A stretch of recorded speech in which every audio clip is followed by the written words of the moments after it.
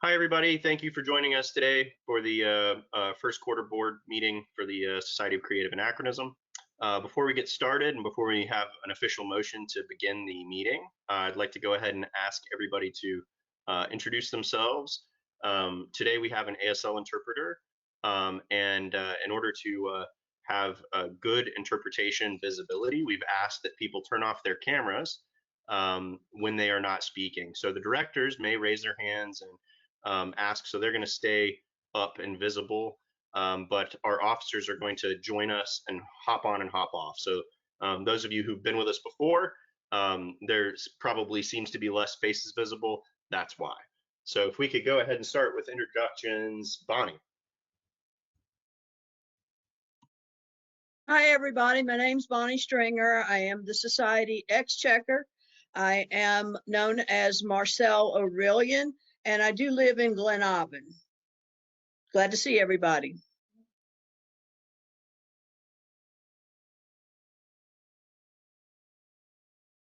Hello, everybody. I'm Bridget Costello. I'm the Corporate Communications Officer. I'm talking to you from the Kingdom of Lockhart. So good morning at a slightly early time of the day for me. And in the Society, I am Anne de Tournay.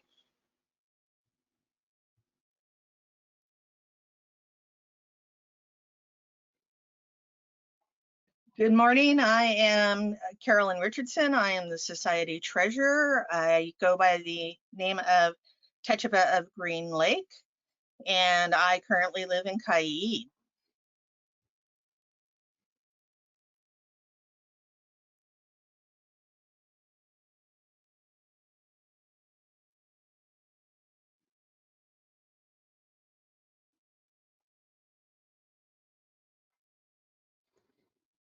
CT, if you could go ahead and introduce yourself.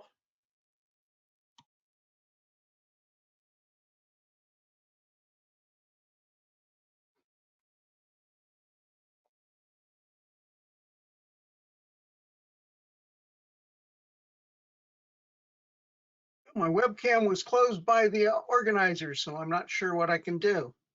I'll try it again.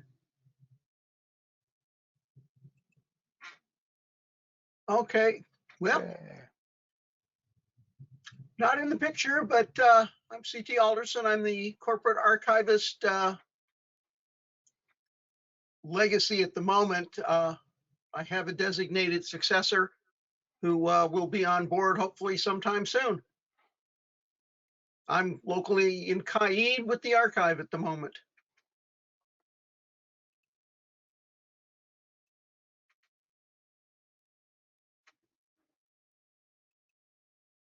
Darcy? Here I am. We're going alphabetically down the attendees list. Darcy, you're next. Hi, I'm sorry. I was just wondering. Okay, so I'm Darcy O'Neill, though I usually go by my SCA name of Riordan McGregor. And I'm sorry, I will speak a little more slowly. I am the editor for Tournaments Illuminated, and my pronouns are they, them. Oh, and I live in Kaid.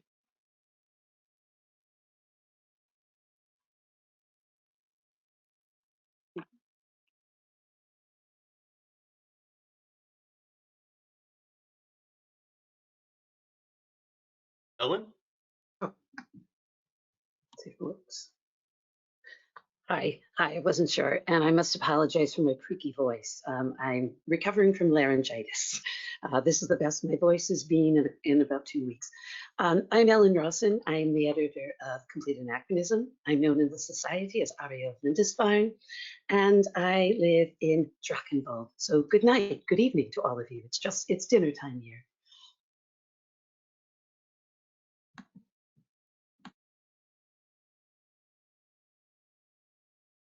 Gabe? Hi, I'm Gabrielle Fisher. I live in Eldemere. In the SCA, I'm Adrielle Carrick. I don't know if you need to know my ombudsman assignments, but I'll tell you what they are real quick. Dreckenwald, Locock, Avacol, Ithelmark, Artemisia, Publications, and Arts and Sciences.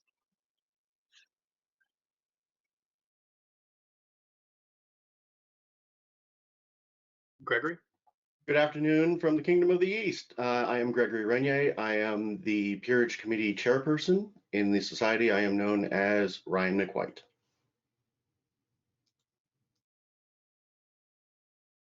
Hello, I am Jennifer Kruckmal. I'm one of the directors. I live in the Kingdom of Atlantia, and I am known in the Society as Kalisa Alexandrovna. My ombudsman assignments are the Kingdoms of Callantyr, North Shield, Outlands, IT, and Communications Committee.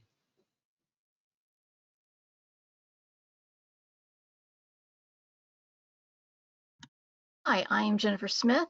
In the Society, I am known as Emma de Featherston. I am the Society Herald, and I hail from the Principality of Bentheim in the Kingdom of Ansteora.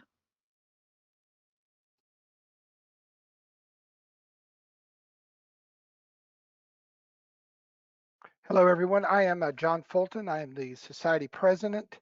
In the SCA, I am known as John the Bear Killer, and I live in the Kingdom of Glenavon. Good morning or good afternoon.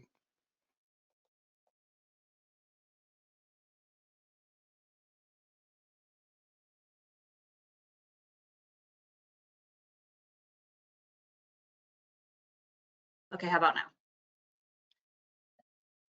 Hi everyone, my name is Katie Gilroy. I am the Society Social Media Officer, and I am from Ansteora. In the SCA, I am known as Marjorie Heron.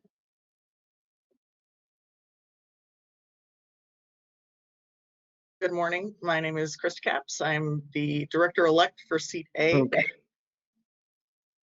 I'm in the West Kingdom, and in the Society, I'm known as Bricka de Gillery. Hello, everyone. I am KT Shepard. I go by Shep. I am from the Kingdom of Meridies. In the SCA, I am known as Ulrich von Brandenburg. I am the, excuse me, I'm the Ombudsman for Ansteora, Antir, Eldemir, Glen Aubin, and Trimaris. Good morning. My name is Evan Kurtzman. I'm the in-house counsel for the SCA. In the Society, I'm known as Brock of Alderden, and I live in Caid. Hi, I'm Leslie Luther Fulton. In the SCA, I'm Jane Ballard of Inglewood. I live in Glen Aubin. And with this job, I am the executive assistant to the board.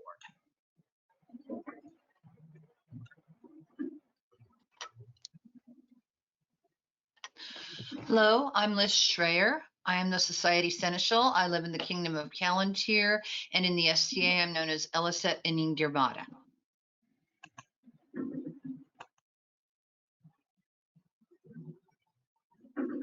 Hello. Good morning or evening as appropriate. My name is Mark Falcon.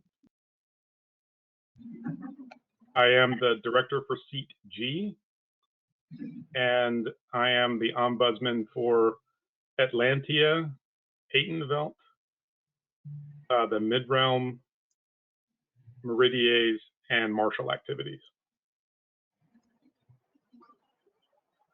Hello, I am Louise Ducray. I'm the VP for Corporate Operations out here in California. And yeah, here in the Principality of the Mists, I suppose, but here we just call it San Jose.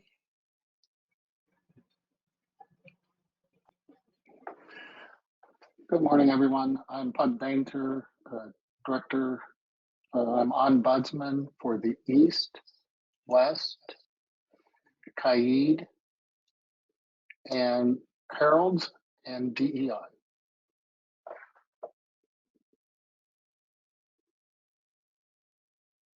Hello, I'm Ray Dubose. In the Society, I'm known as Ray Rebelmont. I'm the Society Marshal, and I am in Ansteora. Hey everybody, I'm Ross Regner, but even my mom calls me Bart. I'm known in the Society as Count Bart. I live in Meridies, Mundanely, Alabama, and I'm the chairman of the board.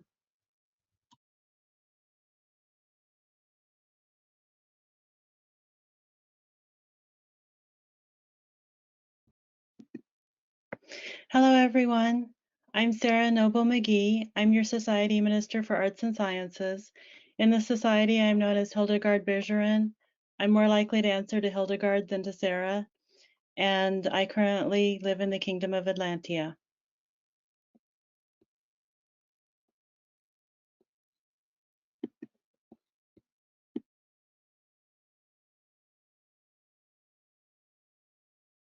All Hi, right.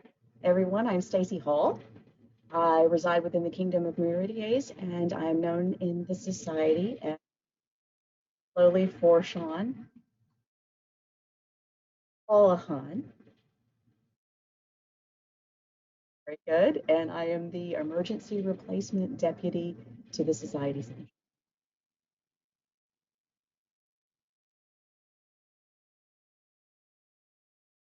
Thank you, Stacy. And I think that's everybody.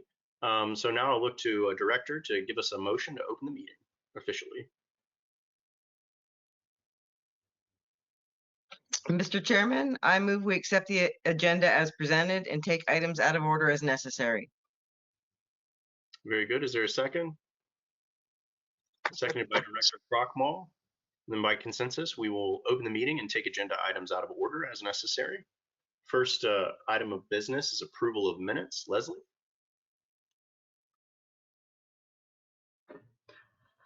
Mr. Chairman, I would like to present the October 16, 2022 quarterly meeting minutes, the October 25th, 2022 conference call meeting minutes, the November 10th, 2022 conference call meeting minutes, the November 21st, 2022 conference call meeting minutes, the December 12th conference call 2022, conference call meeting minutes.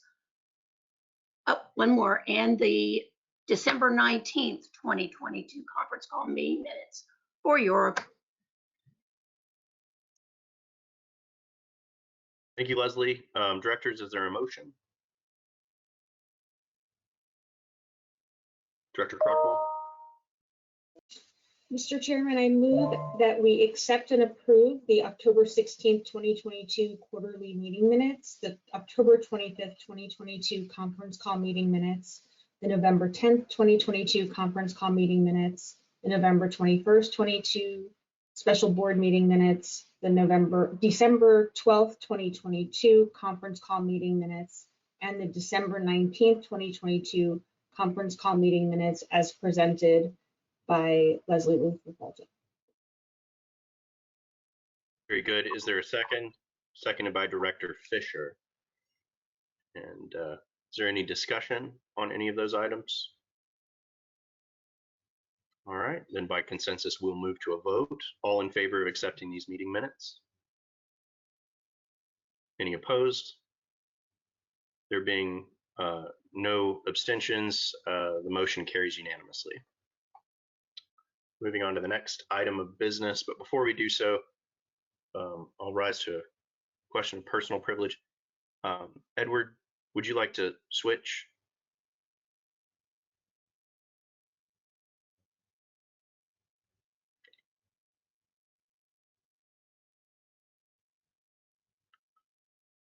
We have two interpreters, so we're going to give them an opportunity to take turns here. Let's check in with them.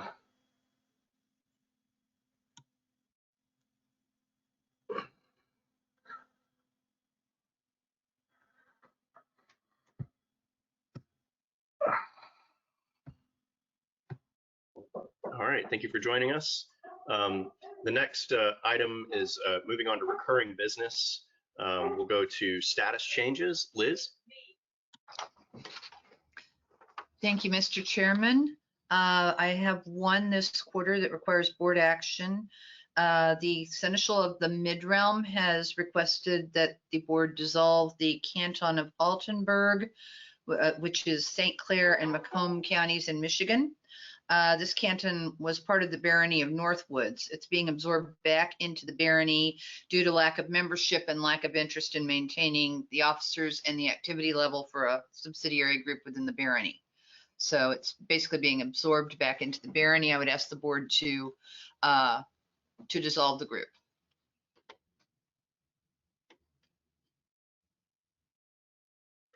Is there a motion, Director Bainter? You're muted, sir.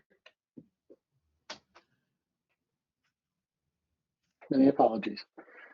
I move that we accept the dissolution as presented by the Society Seneschal. Is there a second?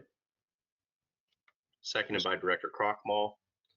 Is there any further discussion? All right, then we'll move to a vote. All in favor of this dissolution? Any opposed? Any abstained? There being no abstentions, this motion passes unanimously. Thank you very much. And we will move on. Quarterly meeting schedule is the next item of recurring business. Louise?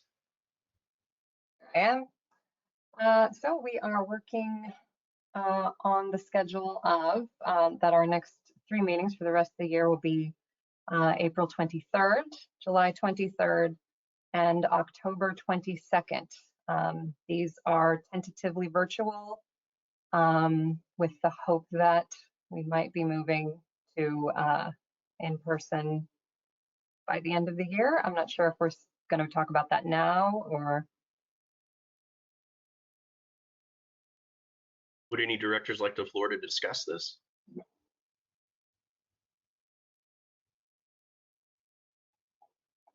If not, we can accept them as continually tentatively virtual until such time as we decide to sit across from each other. Yeah, and I'll just speak to that just a little bit. We, just so everybody watching knows, we are tentatively discussing possibly having an in-person meeting. We want to do it as financially responsible as possible. So we've reached out to volunteers. Leslie, would you like to speak to that a little bit? I know that you're kind of heading that up.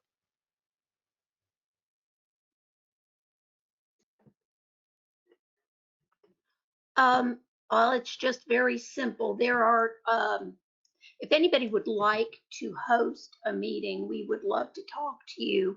There are certain requirements that are needed in order to do this. Some basic things are access to an airport, sleeping facilities, that kind of thing, Wi-Fi access. There's a number of different things, but it's really not excessively complicated. So if anybody is interested, please contact me. I'll go over it with you. We would love to be able to visit more groups and see more people face to face. My email address is ea@sca.org. Please contact me.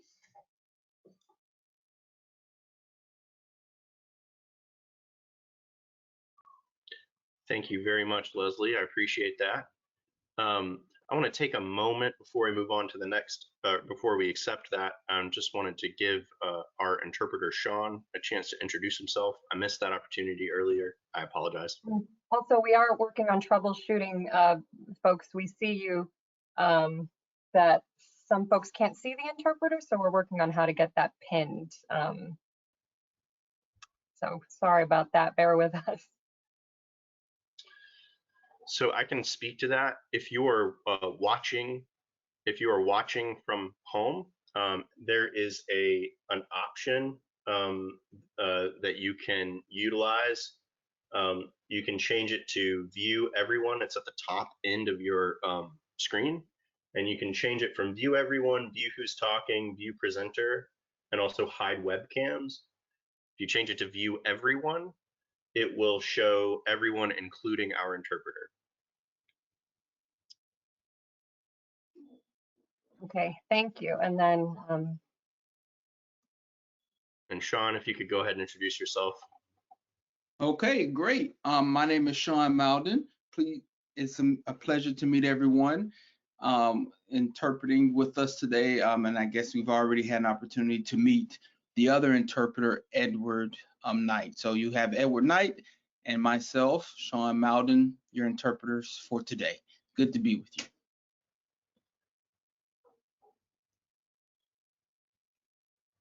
thank you. We're so glad to have you guys. Shall we All right. continue? So is there a motion to accept the quarterly meeting schedule as presented tentatively? Actually, we can just accept that by consensus, I believe. Oh, I got it in before Leslie could correct me.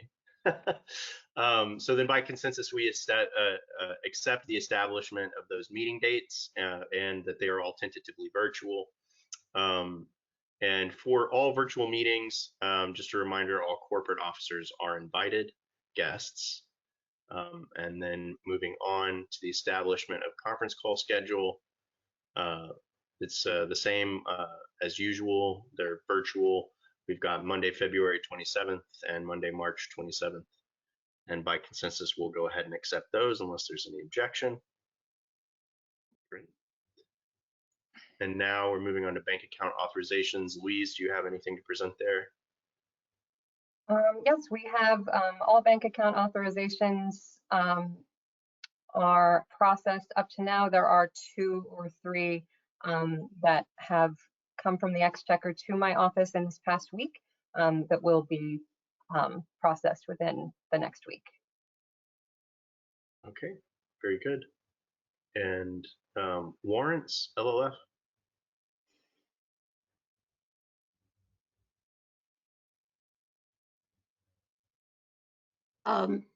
At this point, I believe all warrants have been handled.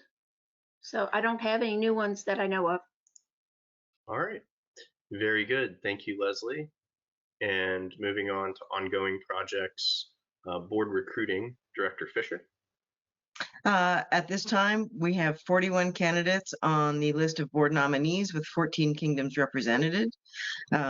We would love commentary from the membership on the nominees, as well as we would always welcome new nominations. You can either self-nominate or nominate somebody else.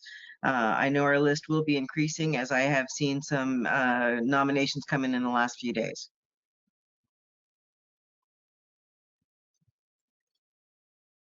Thank you, Director Fisher.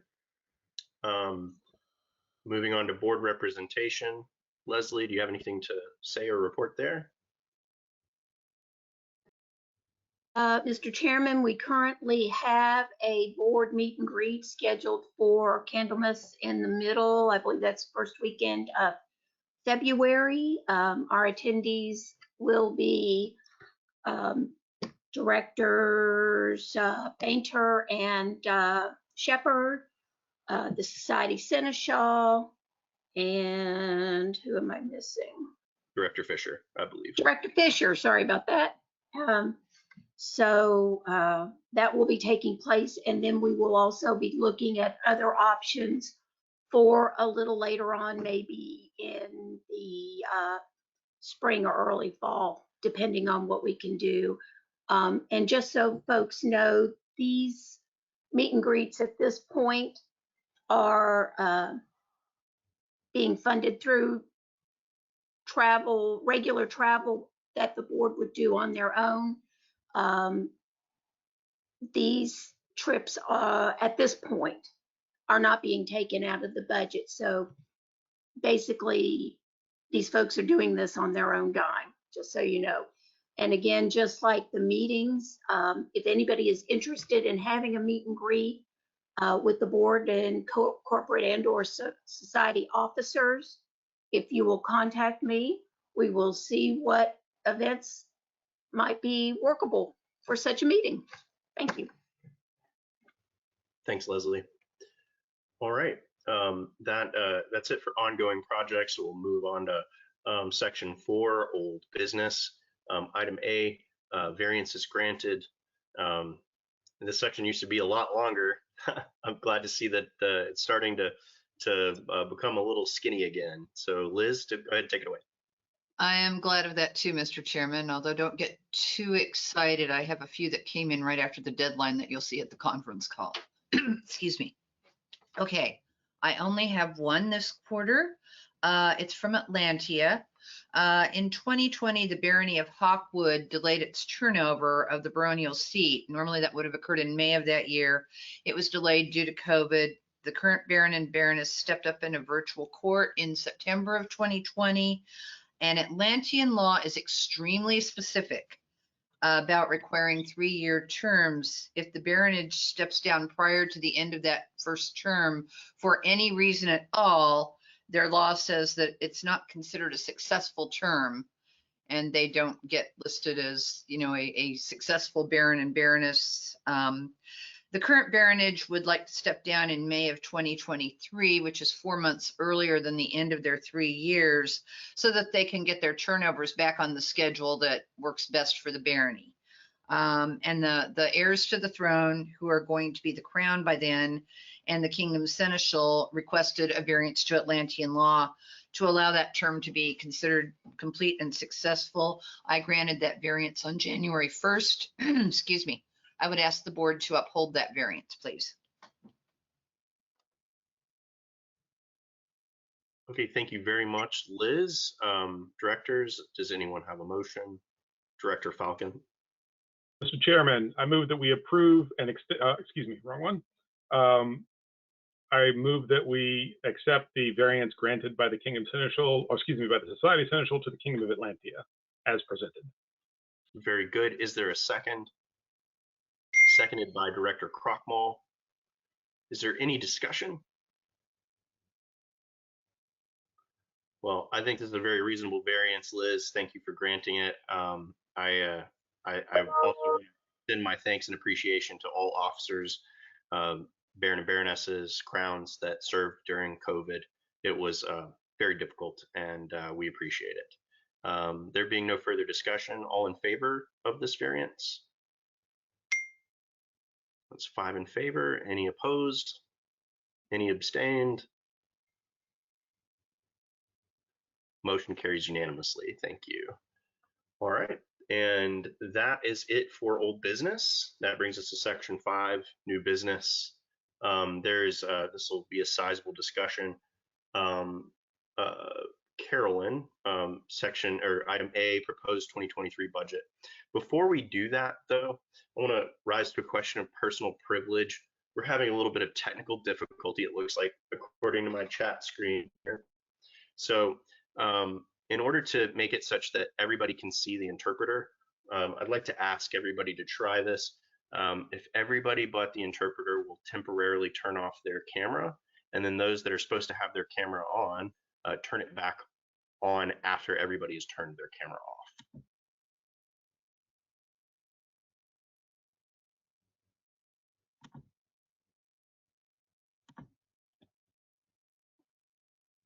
All right, thank you guys. I really appreciate that. Hopefully that helps out those at home who are trying to be able to see our interpreter. Okay, thank you very much. Carolyn, if you'll go ahead and take it over. You were presented with the draft budget for 2023. This one is the final draft, as it were, which needs to be approved so that we can go forward and not have to worry about our budget, although I am going to continue to worry about our budget. On the budget, I have estimated the income at fairly conservatively low levels, and I have got the expenses as close as I possibly can to the actual amounts. The only difference between the budget you have to approve and the budget we were discussing at the November conference call is the insurance quote, which we got the actual numbers for, and they are fairly alarming because we had almost a 50% increase in our insurance costs for 2023. The bulk of that was our equestrian insurance, which has tripled since 2020. So just to make you aware of that, Louise and I are working with our insurance agent to find out what's driving that cost.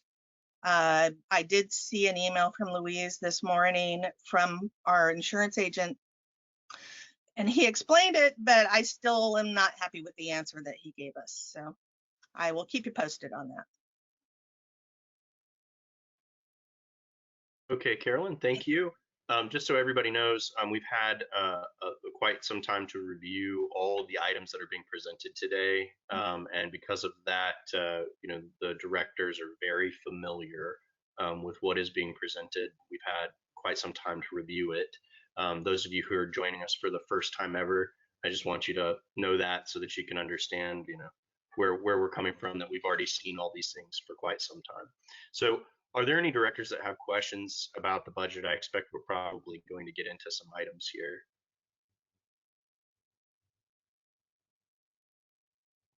Director Falcon.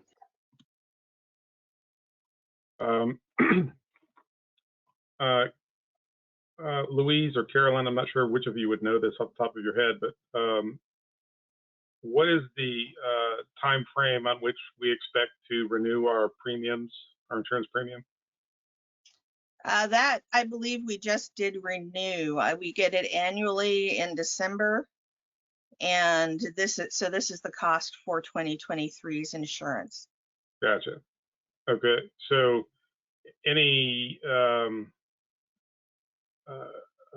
based on conversations held with the insurance company, et cetera, any premium adjustments and whatnot or that may come out of that won't really come in until the end of this year when we're talking about 2024 insurance?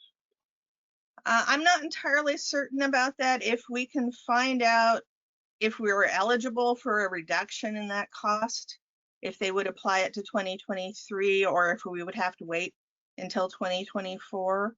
I don't know if Louise knows the answer to that either. I can speak to that. We are, our insurance year does go from January 1st to December 31st.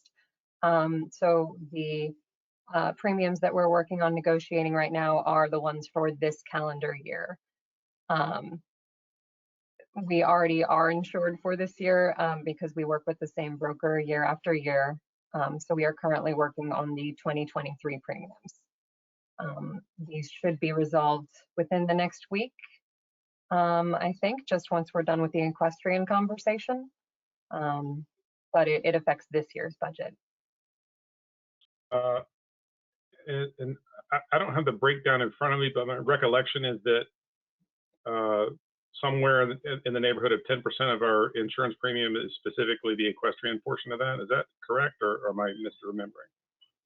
Right now, with the current quote, the equestrian insurance is approximately 1/3 of our total insurance costs. Yes. Our total insurance costs are approximately $210,000, and the equestrian insurance alone for 2023 is $72,000. So that's about 30%. Got it. Thank you. Yeah, just to clarify, I went back and looked at prior to COVID, we were paying approximately $500 per equestrian event. And then in last year, apparently it went up to about $800 per equestrian event. And then this year it's now approximately $1,100 per equestrian event, because they base this insurance on the number of estimated events that we will have.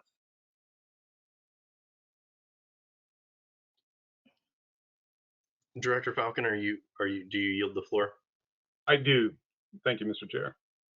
In that case, I'd like to take the opportunity to ask some more questions about the equestrian, the impacts of the equestrian insurance. Is there any way that we could explore defraying the cost of that by transferring those costs to the equestrian community somehow? I know that may not be popular. I know that Director Fisher may speak to that if I bring it up, but I think that it's at least prudent to explore and discuss. Carolyn, do you have any thoughts? I don't know what we charge currently for an insurance certificate for the equestrian insurance. Louise probably can answer that. All right. And just for one moment, I'd like everybody to blink their cameras again so that we can put Sean back on top. Again, folks are having difficulty seeing our interpreter.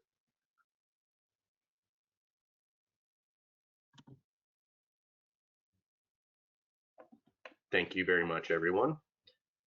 All right, we can continue. Go ahead, Louise. And we also have two interpreters working with us today. And so you don't adjust your screens. We are now working with Edward. The The insurance certificates for activating equestrian is it's $50. So it's the same as if you request additional insured, golf carts, equestrian, or host liquor. Each of those activations are $50. Thank you, Louise. In that case, then I would say yes, we could maybe up the charge for an equestrian insurance, but how much you want to increase that would be up to the board of directors. Certainly. Thank you, Carolyn. Thank you, Louise. I'll yield the floor and yield it to Director Fisher. A question for Carolyn. You mentioned that it's based on the number of events. So with it now being $1,100 per event, is that they're working on the assumption we're having less events or more events? Prior to COVID, we wrote approximately 80 insurance certificates for equestrian events per year. We literally did 82 in both, I think, 2018 and 2019. Of course, 2020, that dropped to only 15 events, and that dropped our costs considerably for that year. Last year, we were quoted approximately 25 events, so our insurance was artificially low last year. This year, they based the quote on 75 events, which is closer to what we were running pre-COVID. It's just that the cost has increased considerably. Okay. As far as offloading some of that cost to the equestrian community, perhaps rather than just, or in addition to billing the certificate, we could look at a percentage of the event proceeds. So it could be built into any event bid that they would, you know, kick a certain percentage up to help defer those costs on an annual basis. Something to consider. I yield the floor. Thank you, Director Fisher. And now just a quick reminder to everybody, please give our interpreters an opportunity to catch up. We have a lot of unique words that they have to spell out. So just be sure to give them some space to do that. Thank you. I'm going to go to President Fulton, then Director Falcon when he is done. President Fulton, you have the floor. Yeah, thank you. Carolyn and Louise especially have been negotiating and discussing and figuring this out with our insurance broker, who in turn goes to the insurance companies. I don't, until we get a conclusive answer from our insurance people on whether or not they're going to cut us some slack on this and whether or not there's a way to handle this, which we still, you know, still got an intermediary here.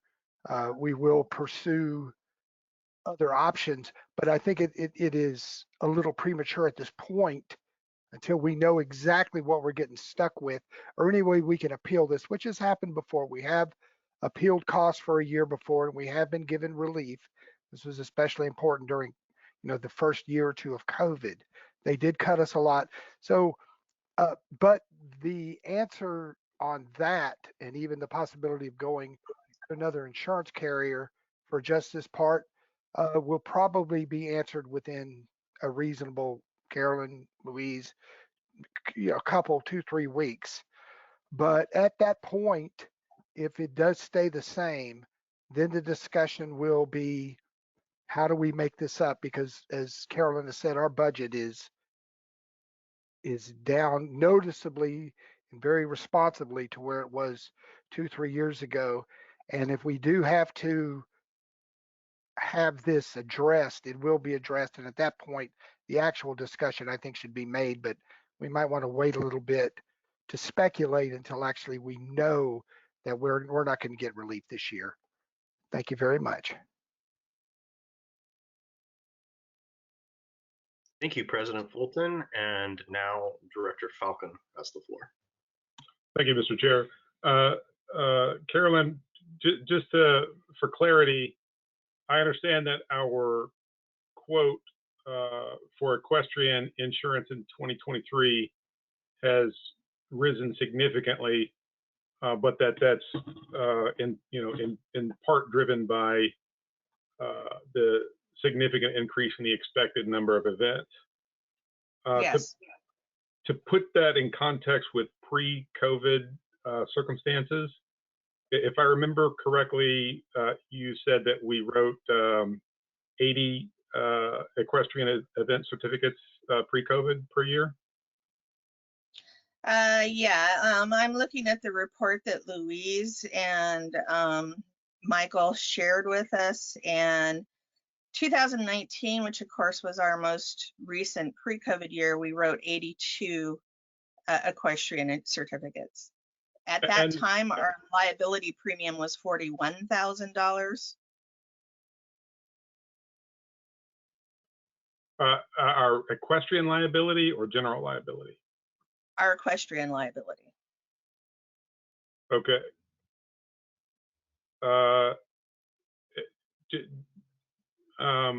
That's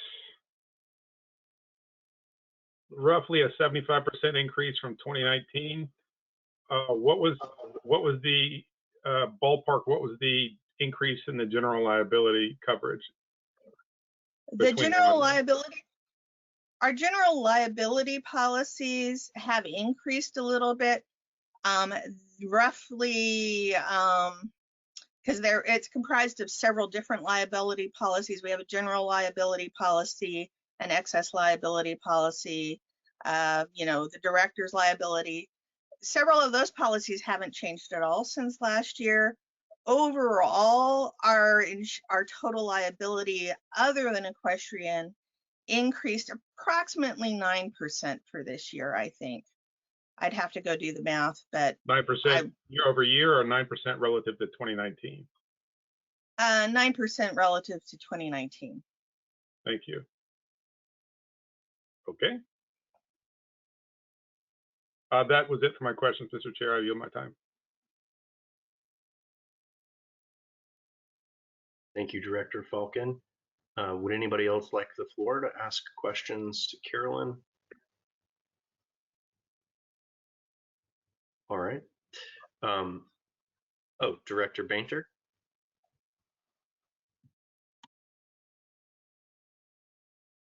So this was a topic brought up yesterday by the Society Seneschal, and I do see it is on the budget, but it said to be discussed, so I'm bringing it up for discussion. The investigator stipend. I don't know if Leslie wants to speak to that or who should. Or not Leslie, Liz. Yeah, I had that on my notes to address, but Liz, if you'd like to tell everybody your thinking behind that request, the directors can discuss it after that. Okay, Mr. Chair. My office has a couple of deputies. One of them is specifically in charge of overseeing investigators for sanction matters and things that get appealed to the society level. That's a big job, and it is one that is completely behind the scenes. You don't get any sort of thanks or acclaim for it usually, and it's taxing. So the president, John Fulton, and I discussed the idea that perhaps this office should have a small stipend in order to help, recognize that this is a very trying job, and she takes a big load off of me because a lot of what I deal with is sanctions. So we had requested a stipend, a small stipend for the office. There are a number of other things that get small stipends for similar work. And the current officer estimates that on average, she puts in 10 to 15 hours a week, although that can vary if we have a whole bunch of stuff come through. I don't know what else you would like me to say, but I'm happy to answer questions.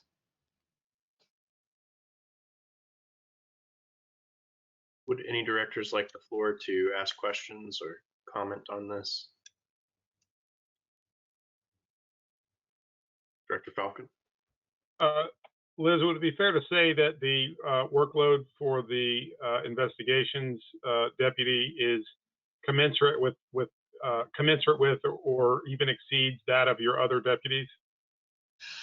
I think that would be fair, yes. Good. And the proposed honoraria that I see is, I think, in line with the honoraria that the SCA is currently paying out for similar positions. Is that your recollection as well? I do not know exactly what other stipends are for everybody, but I believe that that's probably in line. John was the person who proposed the amount originally, so I would have to defer to him on that. Go ahead, John. Thank you very much. So yeah, we do have some jobs that do a number of hours. This particular deputy is unlike many other positions, especially some that have stipends, is completely in the background, deals with gathering of investigators, making sure all the policies are followed, making sure everybody gets understands the process. It is a lot of background time and effort, and there is literally no going to events and talking about your work or interacting with anybody else. This is a thankless position. And Liz, this will, you know, I believe her current officer is now going to be a princess of a principality, which means that during her tenure, she's gone through at least 2 of these officers. And it is in line with other offices that are background that do a lot of work. And it is especially important because of the serious nature of the interaction on legal issues also. So it is very comparable, and you know, like in many areas, we wish we could do more, but this is fair, I think. Thank you.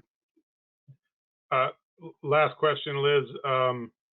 I think I'm correct in saying that your current deputy is executing this office, and any incidental expenses and what have you incurred are being absorbed solely completely by herself? To my knowledge, she certainly never asked me if she could be reimbursed for anything. I don't know if she's incurred much in the way of office expenses, but to my knowledge, she has not asked for reimbursement. Understood. Mr. Chair, I have no further questions on this topic. Thank you very much, Director Falcon. Would anybody else like to take the floor? If not, I'd just like to take the opportunity to say that I think it's a good idea to apply a stipend to several of our positions where possible. The SCA has to walk a tightrope. We have, at the corporate level, a surprisingly small amount of resources, and people who work with other nonprofits that I've talked to who've looked at our books say that we do a really great job of that, and that we get an incredible amount from our volunteers. And I'm eternally grateful for our volunteers and all that they do, but sometimes a position needs a stipend to make it attractive enough to attract good quality people. And I think that that's a really good idea to attach a stipend to this role. And I appreciate Liz and John bringing it up. If there's no further discussion on that point, I would like to direct everybody's attention to the next another item that was within the budget. Oh, Director Fisher.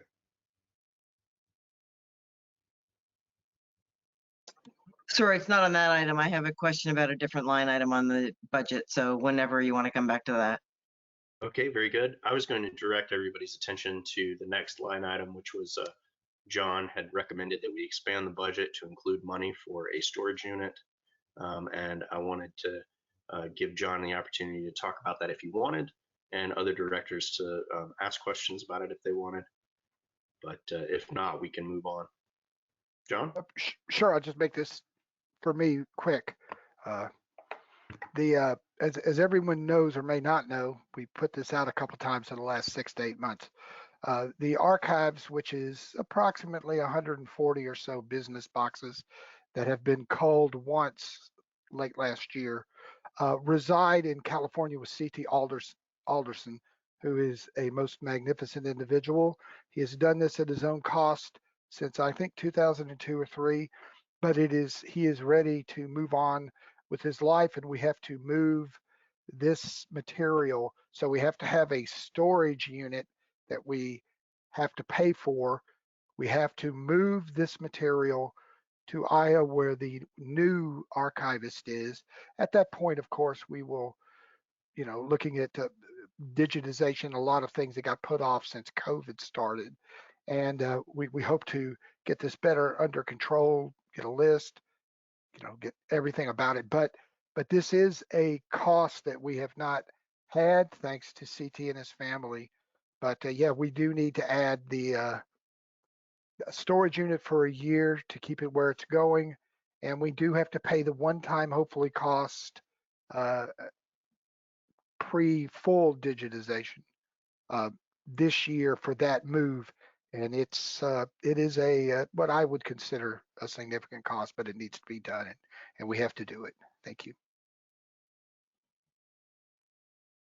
Thank you very much, President Fulton. Would anybody like to speak to that or ask questions about it? I think it's very reasonable. Okay, very good. Then we can move on to the next item that bears some discussion in the budget, expanding diversity officer travel on that line item. Carolyn, did you want to speak to that a little bit? I think we were talking about increasing that possibly.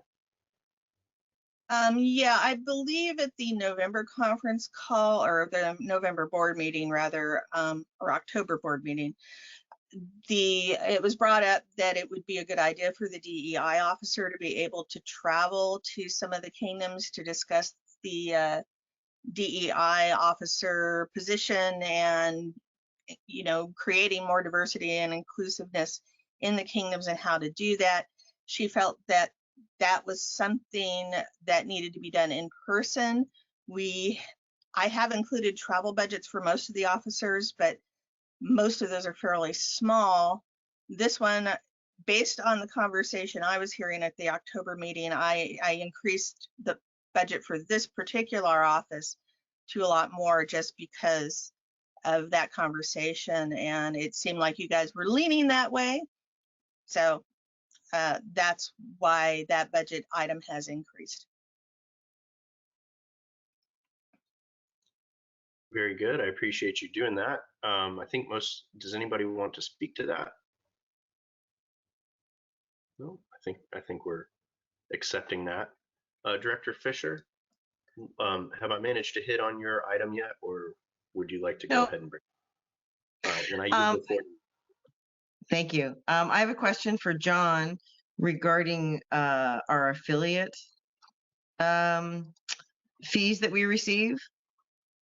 I see the figure for Drakenval or for Locock, and then I notice that the other affiliates seem substantially different than that. I'm just wondering what the current status of their membership rosters are, the details. I know we had an updated database done for Sweden at one point in time. I'm just wondering where we're at with. Sure. I guess bring up a couple things real quick. So we are in communication with New Zealand and Australian boards to bring everything up to make sure all of theirs are up to date. But those two affiliates are the largest affiliates. Some of the affiliates really don't have a lot of members. And for those who don't know, when you become an affiliate of the SCA, you're part of the family, you're part of the rule set, you agree to follow Kapora, but all of the business functions, insurance, having your own membership base is your responsibility. So Australia handles all of their membership, handling, collecting and selling memberships. New Zealand does the same. Just to use it as an example, at the end of the year on a certain date, they send to SCA Inc. for being part of using Corpora and doing all of that. So we have an affiliate agreement with each one of them. They send us $3 a year. We've just in the last year, I think, swapped the days to make all of the affiliates a little more in line with the same date, and that seems to be wildly successful with all of them. But for some of the affiliates are large, quite large. Some of them only handle a small number. Oops, hold on just a second. Oh, okay. So while you're paused there, President Fulton, I'm going to ask everybody to turn off their cameras and let our interpreter switch.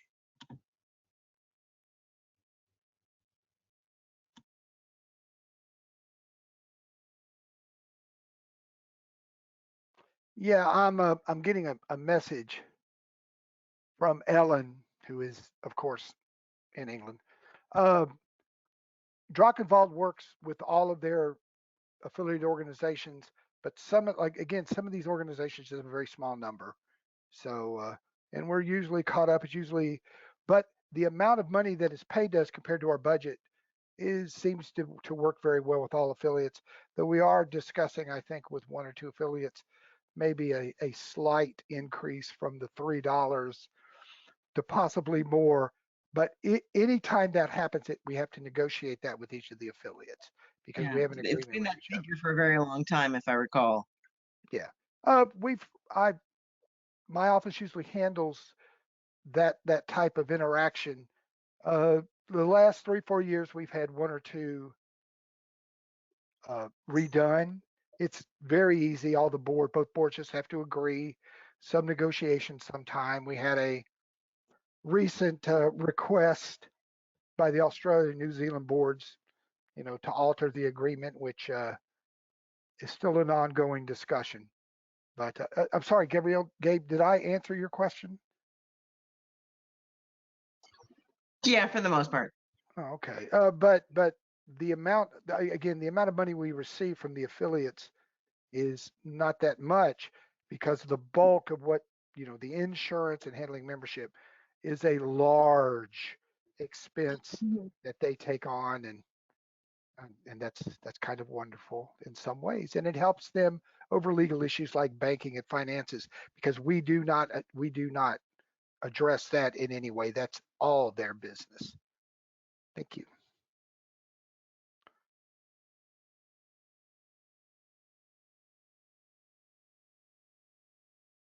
Okay, Director Fisher, do you yield the floor?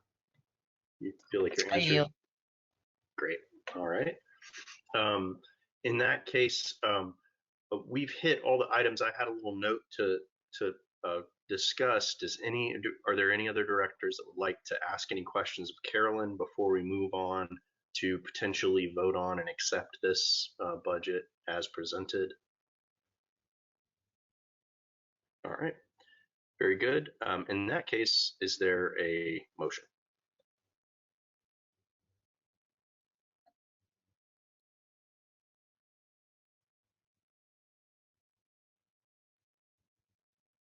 Director Crockmall.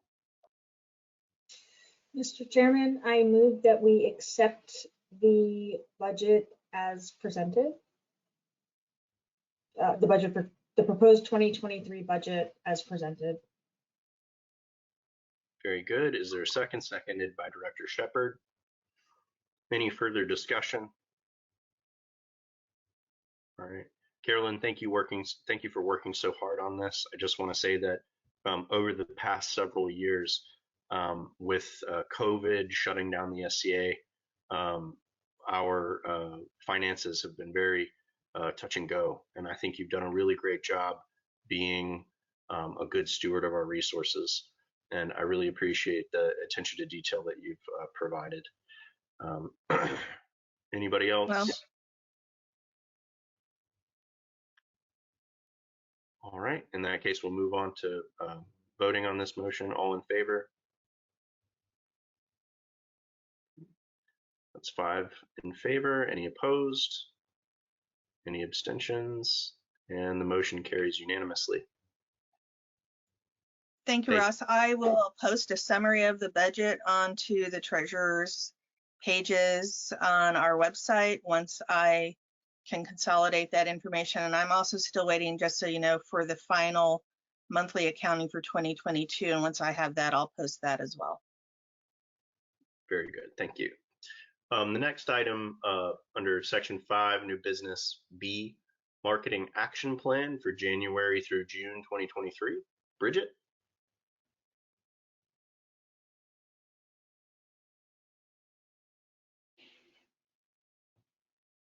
Thank you, Director Rogner. So as people can see, the directors will be able to see. So for this year, we are actively putting into plan a marketing plan for the society, looking at a range of different channels. We are looking at this as a 6-month plan initially, looking at a range of items, being able to address multiple channels and multiple actions. The main purpose of most of these is to build community engagement, raise awareness, and increase our audience so that we're able to engage with more people. Actions are coming through on a range of topics. So, for example, you will start seeing more information on the society website about sort of the interactions in more of a blogging style rather than just necessarily sort of more a corporate update. We are looking at working with a range of different influencers and content creators. People may be aware of the skill tree video last year that has happened with Penzic. I think they called it City of 10,000 Tents. We have had conversations with Skilltree and we'll be looking for future partnerships. But we're also looking at how we can make things easier for the people who are out in the kingdoms, like updating our marketing material, actually looking at specific classes for recruiters. We will be presenting, if the plan is approved, an end of year report with the idea that this will become an ongoing item for the society. And we would be looking to have that approved by the board in February for publication. But we're also looking at things like podcasts and an expansion of our merchandise and being able to actually refresh some of our other programs, such as the digital scribes, our YouTube channel, and the website.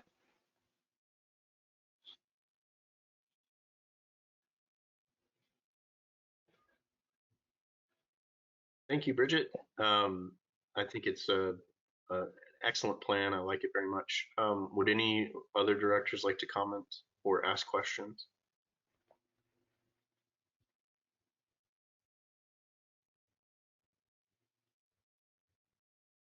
Director Falcon? No specific questions, Mr. Chair, other than to say that I as well am very enthusiastic and excited about the plan, as I think it addresses a previously unaddressed or insufficiently addressed issue for the SCA at large, by helping us to increase our engagement directly with the populace and thereby to increase our outreach and further our vision, mission, and goals. So I'm very excited to see where this pilot program goes over the next 6 months, and assuming its success, that how we can then improve upon it, expand upon it, and make it more of a permanent fixture of our organization. And I yield my time. Thank you. Thank you, Director Falcon. Anybody else? Then I believe we could accept this by consensus, unless I'm mistaken. It looks very good, and I think we're all happy with it. So there being no objections, we're going to accept your plan, your marketing action plan, Bridget, by consensus, and thank you very much. Thank you, Mr. Chair. All right, and the next item on our agenda, Section 5, new business, is the Strategic DEI Initiative. We've had an opportunity to work on this in our working group yesterday. We hammered out some of the fine details. is there any way that we could, let's see here, is there any way that we could share that? Bridget, is there any way that you could share your screen and show that?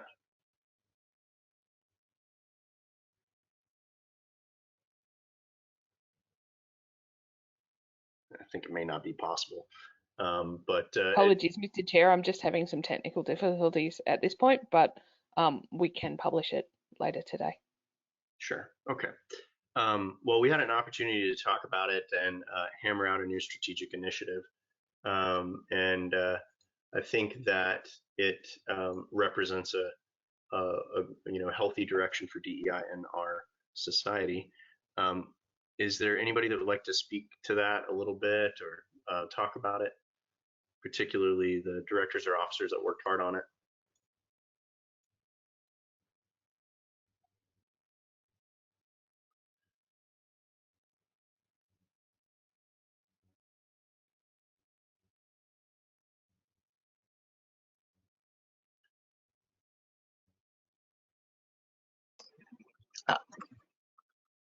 Director Fisher. I'll jump in.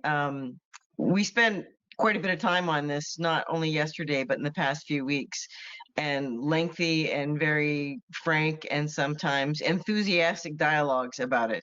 It's something we all feel very passionately about, and I think what we've come up with is very positive. I yield.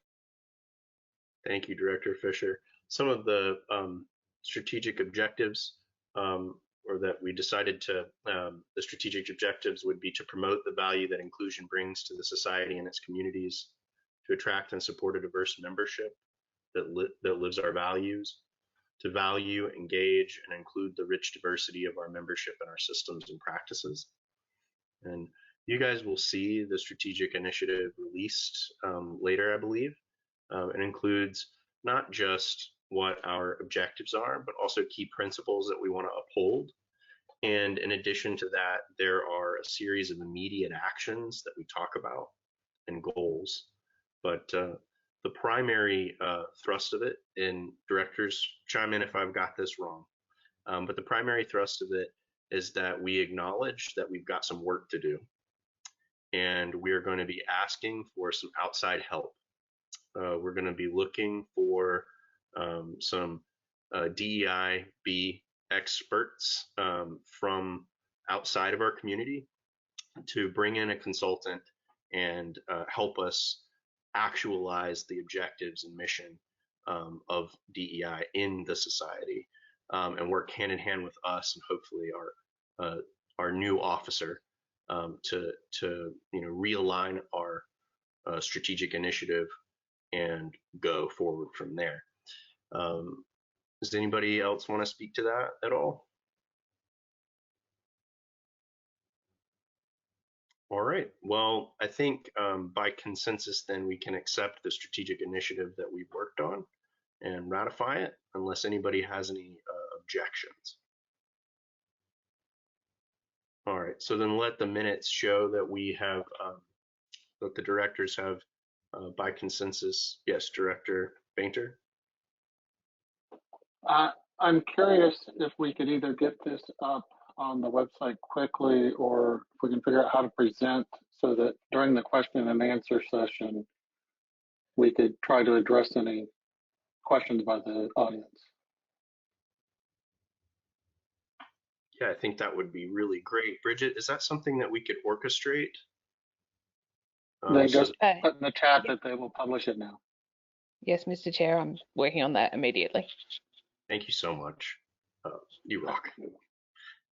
Director or President Fulton, you had your hand up for a second there. I wanted to circle back.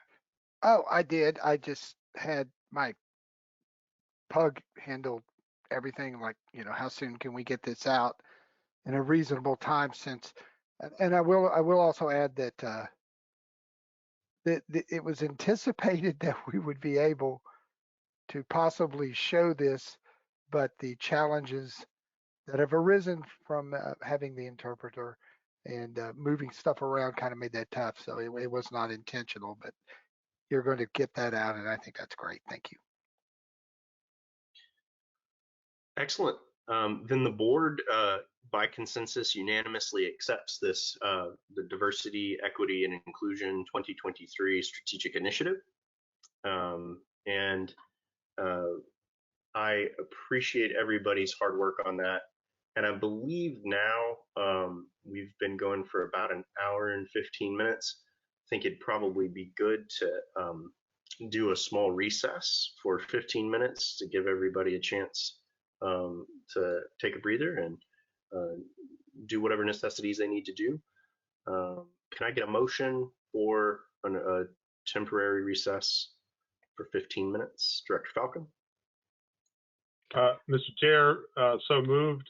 And in the longer version, I move that we stand in recess for 15 minutes. Very good. Any second?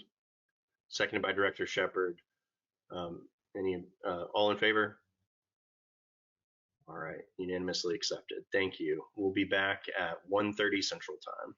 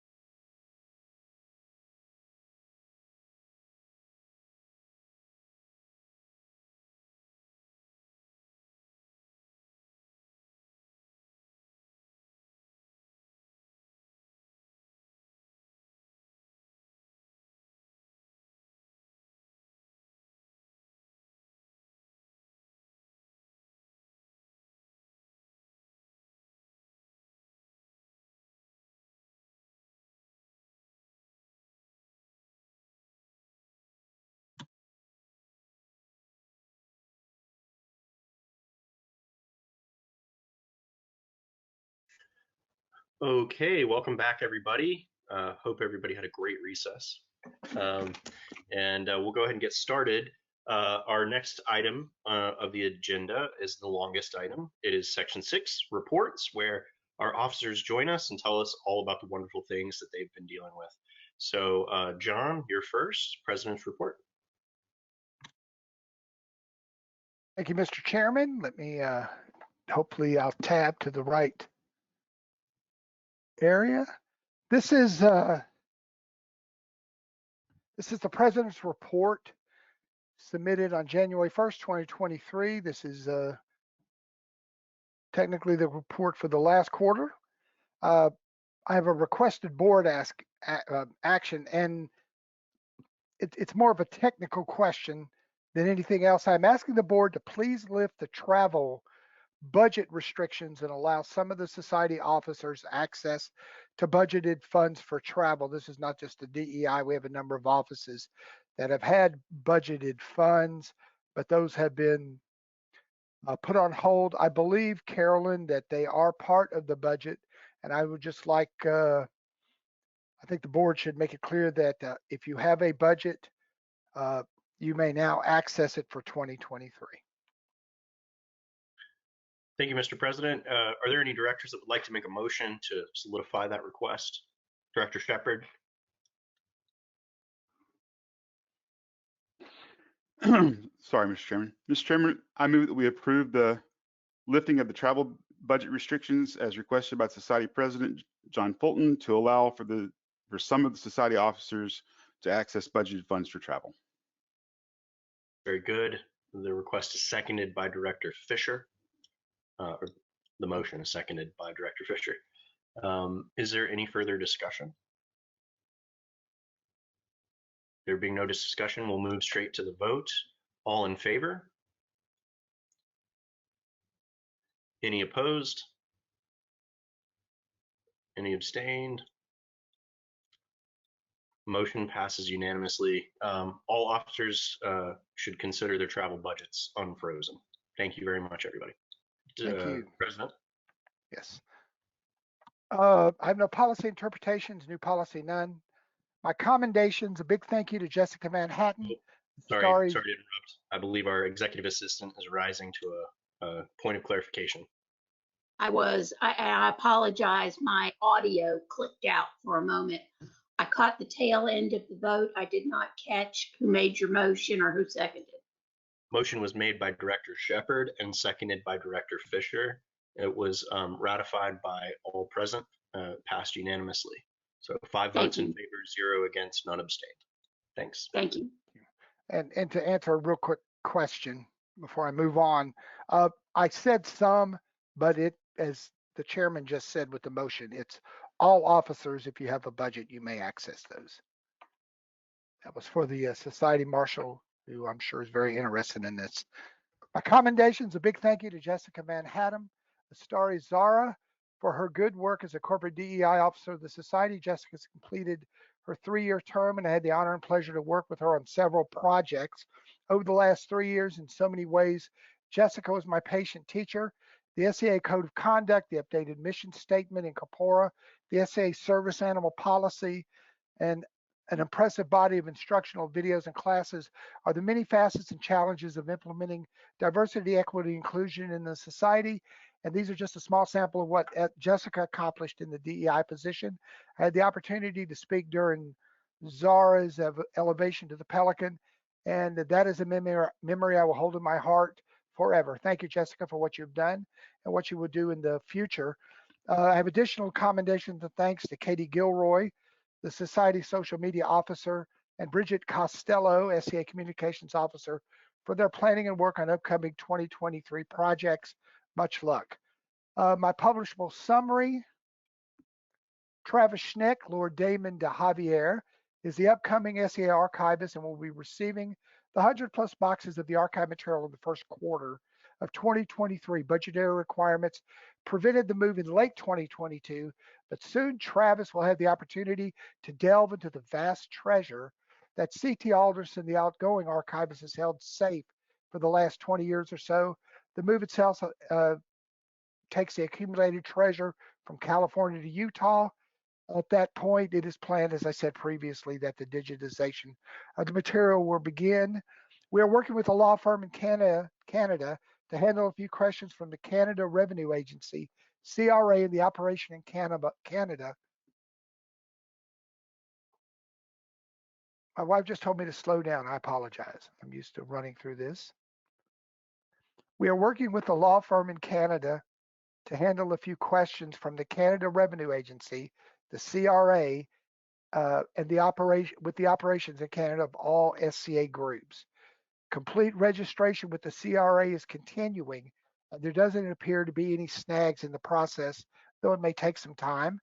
SCA Inc. has been registered as a charitable business in Canada for decades, and the recent questions arose out of some changes in early 2022 to Canada tax requirements.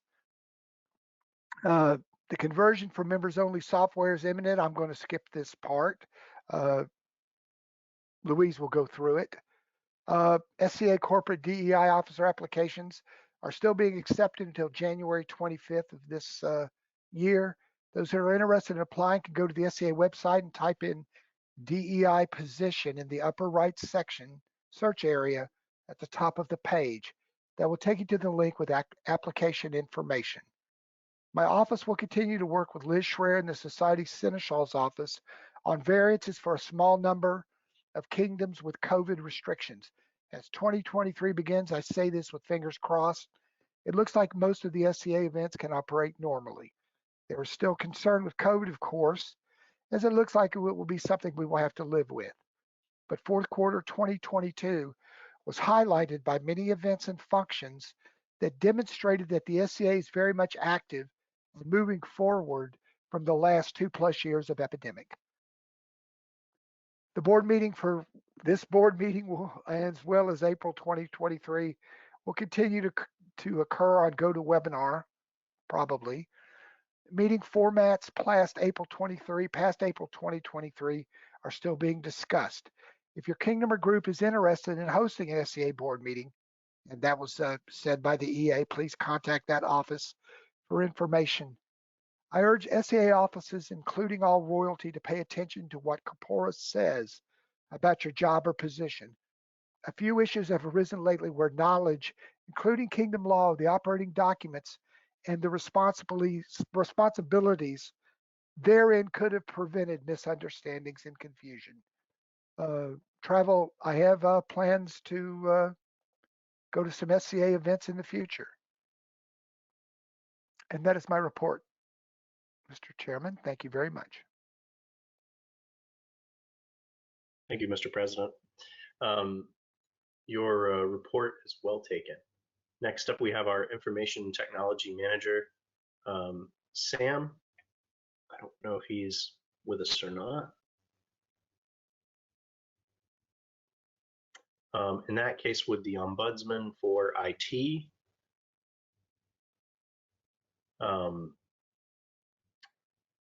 discuss his request for approval? I believe that's when we would discuss it. Director Crockmull. If you could just give me 1 minute to find the report. Certainly.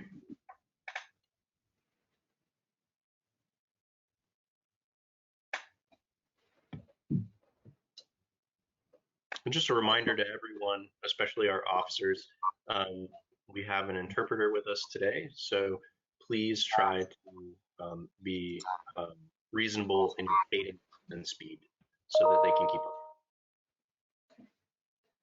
Okay, Mr. Chairman, I have the report from Information Technology. He does have one requested board action, and that is to please renew the warrant for the Society webmaster Marla Lesson. He does have, oh, I'm sorry. I was just going to let you know that was handled prior to the meeting. Thank you. He does have 2 commendations, one to Bridget Costello, the Society Communications Officer, for her assistance with the website, posting announcements about new personnel updates, as well as information from the board. and also Louise Ducray for her invaluable assistance in everything. Get to the next section, general status report. Things have been slow in the realm of IT, sometimes frustratingly slow. After many iterations and false starts, we have finally have an account with Azure and have been granted a credit. The new virtual machine has been created and migration is proceeding. In an effort to reduce costs, some unused portions of the infrastructure we rent from Rackspace have been decommissioned. This includes a now unused redundant DNS server and unused load balancer. The SCA.org webmaster reports that it has been a quiet quarter. The majority of the work has been making requested updates. We would also like to thank those that report issues, outdated information on the website. The Society Web Minister's Office also reports a mostly quiet quarter. The new Web Minister's Handbook was approved and published after many years of effort. Thank you again to all who worked on this project.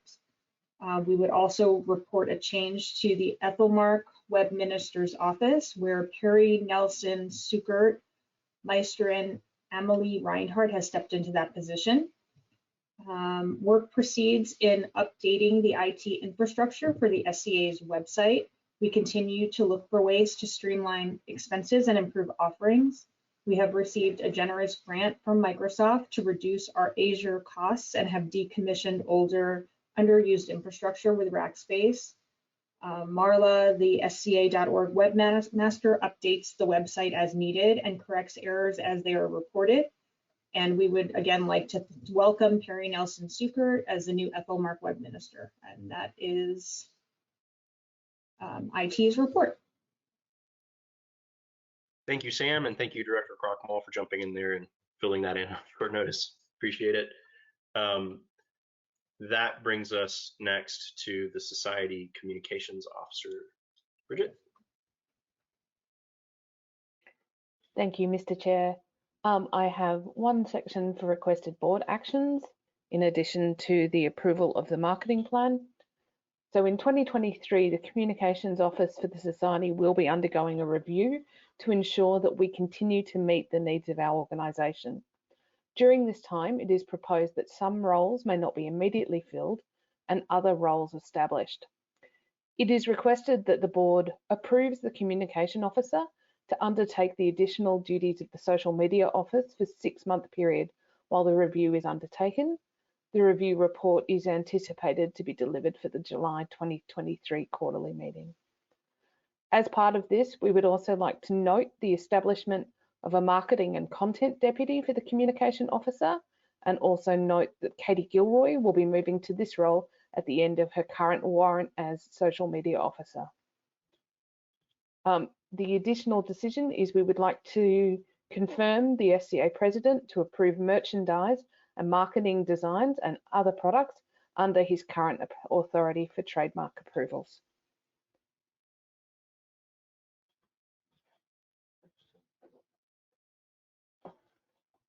Would you like me to proceed with the rest of the report at this time, or would you like to handle that separately?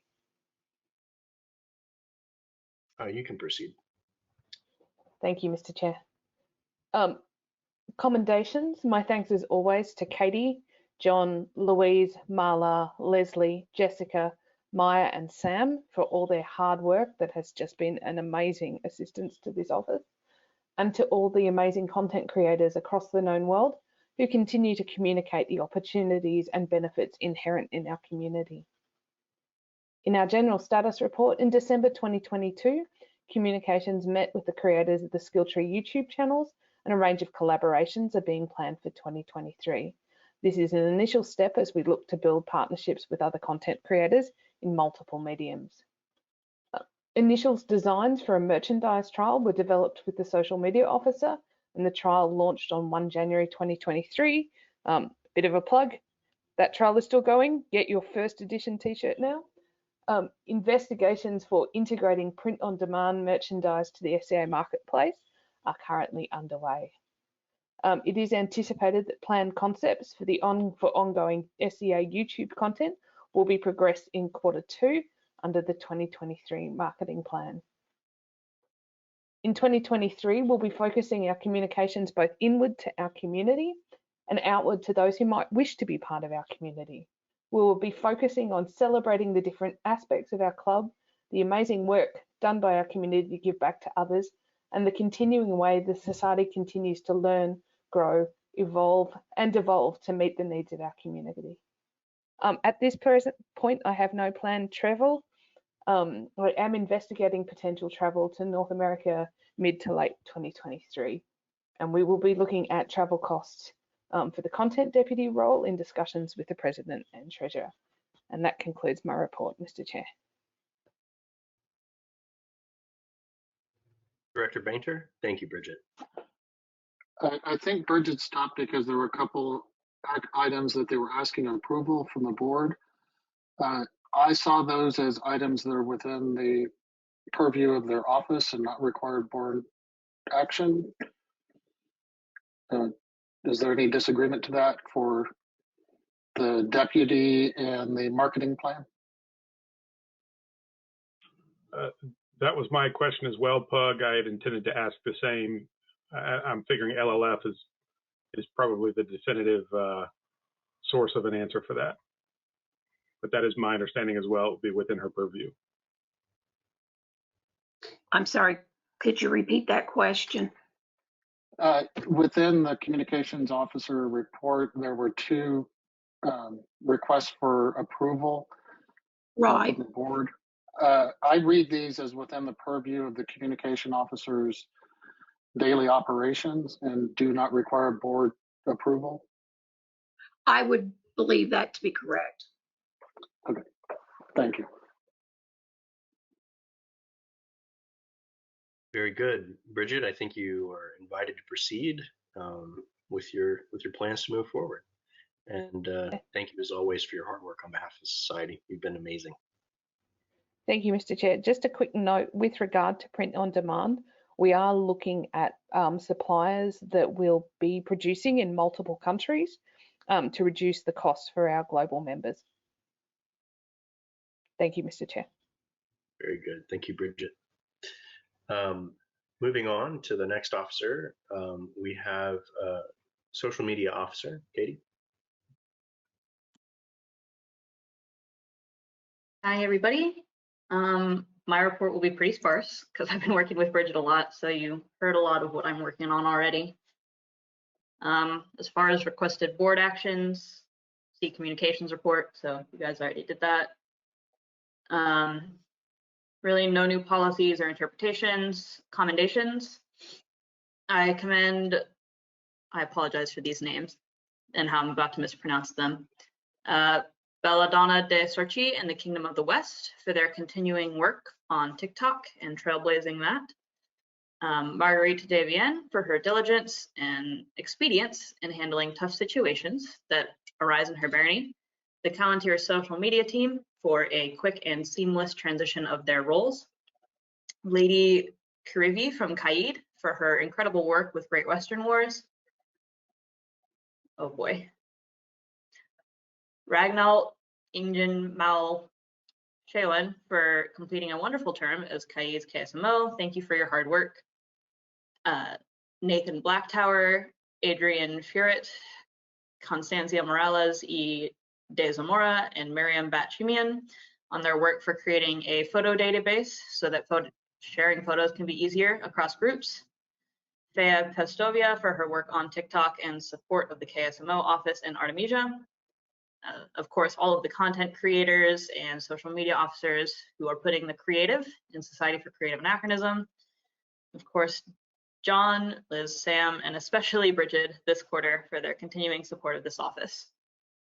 I will take this time to remind everybody that a lot has happened on social media since this report was set in, and especially with all of the fun marketing that I'm going to be moving into after I complete this role, that it is really critical that our constituents and our members trust us and believe in us.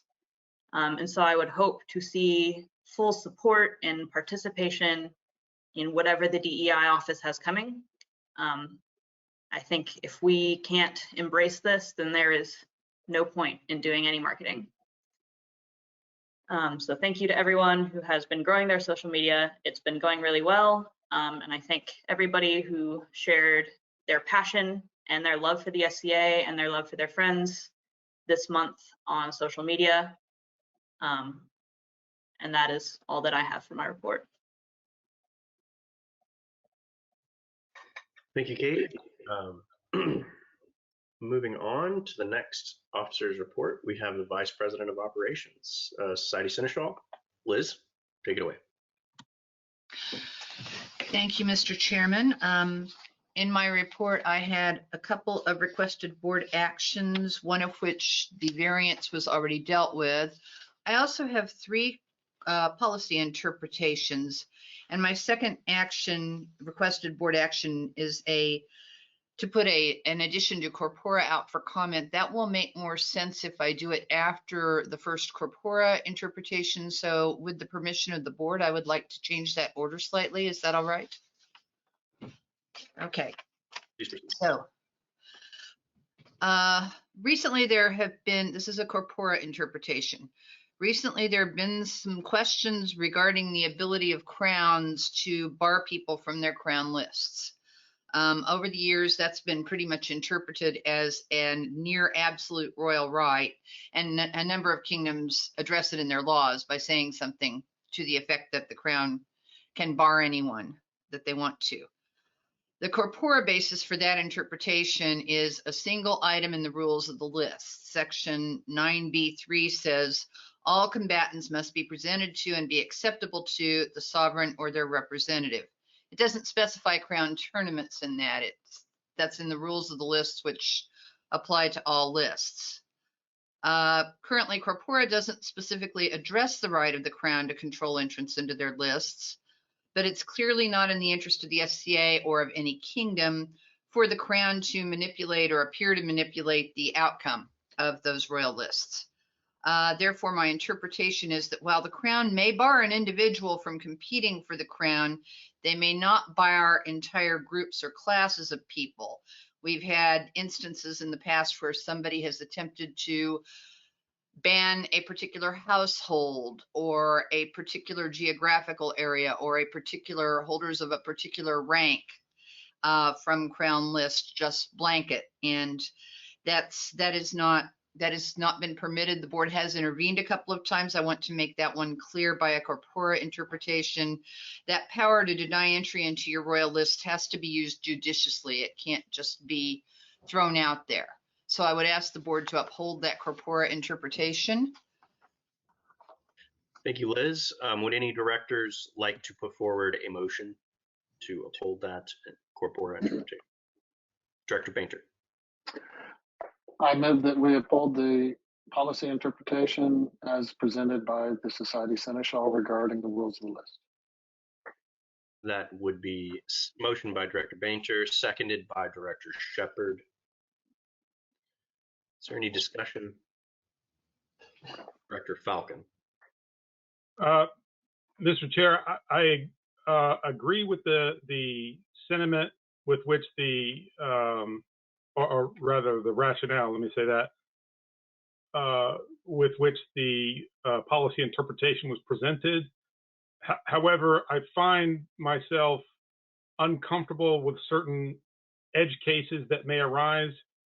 Most specifically, for example, in our recent past during COVID, a number of kingdoms, myself included, my kingdom included, made decisions that to restrict crown tourney combatants to those who had held or had held peerages of various description, based on the idea that given the special circumstances that the level of experience and acumen needed for that particular crown was higher than normal. And I'm concerned, and I should back up, and in the interest of disclosure, I should say I was the crown who made that decision at the time and held that crown. I think that we had good reasons to do that, and I would be concerned that under this ruling that the Crown would lose the ability to make such a decision given exigent circumstances.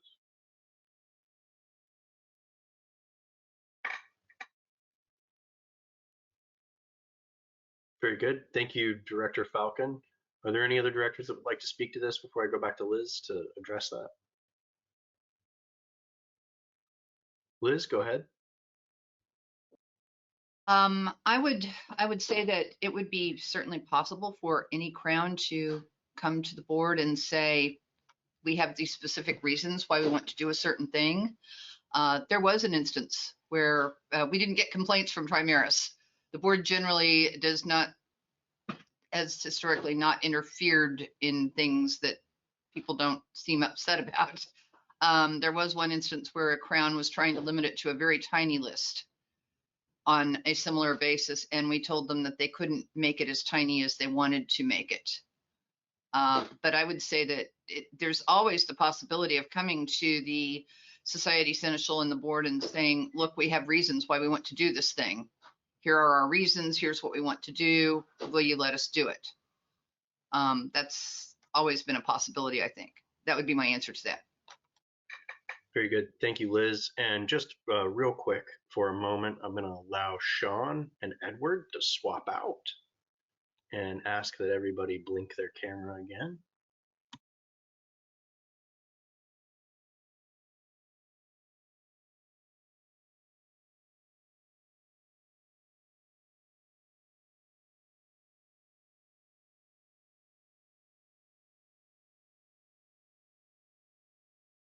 And I'll invite President Fulton, who has his hand raised. He'd like to speak on this. Thank you very much. Good Chairman. I will address, I think, part of Mark's concern. The issue, especially lately, has not, first and foremost, the rule itself is based on the sovereign/crown, and that'll be another issue at some point in the future, denying participation on an individual basis. And what is occurring is repeated attempts to take out large numbers of people for all manner of reasons. And the rule itself is that the Crown has the ability to deny someone, sovereign has the ability to keep someone off the field, but it is clearly an individual rule. It is not, we can keep all nights out. In some cases, as we've seen 4 or 5 years ago, a Crown tried to keep out a group of pelicans out of a list.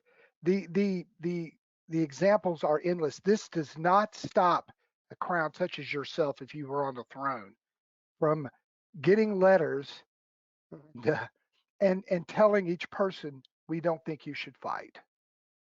That doesn't stop that. What it does mean that when you tell somebody no, you need to tell them individually. And that, we think, is the best way to reflect exactly what the rule of the list, I believe it's number 3, says, that the Crown can deny an individual from taking the field. And the expansion of what that has become, again, Mark, on a much larger basis, is terribly troubling. So this would not stop a Crown from doing something they think is for the good of the kingdom, as long as it's on an individual basis. But in this does not mean, Kapora and the rules of the list does not mean that prior to a Crown list, a Crown can say nobody fights in our Crown list unless they hold a peerage, or worse, nobody can fight in our Crown list unless you have a peerage. And that's a significant thing. And I understand your concern, but interestingly, and sometimes sadly enough, Crowns have taken this to do other things with it. So what Liz is saying is, stick to exactly what the rule of the list says. If you're going to keep people out, do that. Thank you.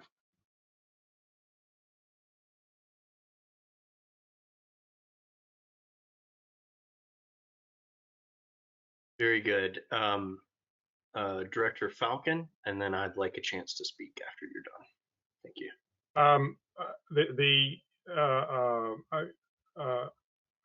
As stated, and I agree with both the Society Seneschal and the President that there is a need to close a loophole that should not exist with regard to the ability for the Crown to deny a benefit of membership to a class of member, however that may be classified for specious or spurious reason. My concern really comes down to not throwing out the baby with the bathwater, and if there would be a mechanism whereby a Crown could take action that they felt in the best interest of the kingdom and be able to do so in a way that was acceptable under our rule set and under this interpretation for to the board. That's the needle I'm trying to thread, and I'd like to understand if such a pathway exists or is expected to exist under this policy interpretation. So I'm going to take a second, and then Pug, I'll yield the floor over to you. Thank you, Director Falcon. I want to read this part of the report out loud again. Therefore, while the Crown may bar an individual from competing for the Crown, they may not bar entire groups or classes of people, such as an entire household, geographic region, or rank. The power to deny entry into the royal lists must be used prudently. I really like what you have said here, Liz. It's really thoughtful. And I think that the spirit of this interpretation is to remind Crowns that this is not an absolute right that you have, that it needs to be done prudently, because entrance to the royal lists is something that in our game we consider almost, it is the method by which you can affect change at the kingdom level, through Crown list. And one of the quickest shortcuts to controversy in Crown, as a Crown, is if you try to do anything that has the appearance of cooking the books, making the list look like you're setting it up for your buddies. And I think addressing this here is really prudent, because you're right, we have had several big issues where a lot of people have complained from multiple different kingdoms. This is not a unique one-off situation. It keeps happening. So I think it's really prudent to remind the Crown of every kingdom to be prudent. To speak to Director Falcon's concerns, I'm really glad that you brought that up, because I also believe that the Crown should have the right to be able to tell a potential heir, and that is what it is, somebody that they're going to have to work with. The Crown should have a right to say, hey, I don't think I would be able to work with you, or that I don't think that your entry to the lists is healthy for the kingdom at this moment, for whatever reason. I think that that's also an important mechanism that we have at our disposal as Crowns to make sure that the kingdom is in a good space. What I think this does is it doesn't take away your ability to deny somebody's entrance to the Crown, to the list, wholly. I think what it does is it forces you as Crown to explain your justification and reasoning to each individual. And I think that means that we'll avoid potential conflict in the future by forcing Crowns to have to speak plainly to who they think should and shouldn't enter the lists. And that hurts in the short term, and it can be tough. It can be tough to have that conversation, but I think it will be much healthier for everybody in the long term. Those are my thoughts. Thank you, directors, and Director Painter. Thank you. I want to speak directly to Director Falcon on the concerns they have. We haven't got into what the verbiage is that wants to be proposed, But I think the key thing here in the scenarios you're talking about is there were extenuating circumstances. There was a pandemic. There was a just cause for why you were making that interpretation, and you could say that to each of the individuals that did not meet the criteria. In the end, people can appeal this to the board, and we're the arbitrator of is it a just cause or not. I would think that in this type of scenario of a pandemic, that there is a strong likelihood that a future board, which be made up of different people than us today, would still see that as a just cause. Because it was extenuating circumstances, and people without the experience of holding high offices or high award statuses may not understand some of the nuances of what's going on and how to best address the strife that comes with a pandemic. So I do think that you have a valid concern, but I think the way it is written, the corner case you're talking about, I think can be easily addressed with it. And I will yield my time. Thank you, Director Bainter. Is there anybody else that would like the floor? Director Falk. My apologies. This is not a point I intend to belabor, so I'll leave it alone after this. But my concern is that COVID is fresh for all of us. But this policy interpretation will live long beyond the immediate memory of COVID and the logic and the rationale that went into this policy interpretation. Again, I 100% agree with the rationale that has gone into the crafting of this policy interpretation. I am simply concerned that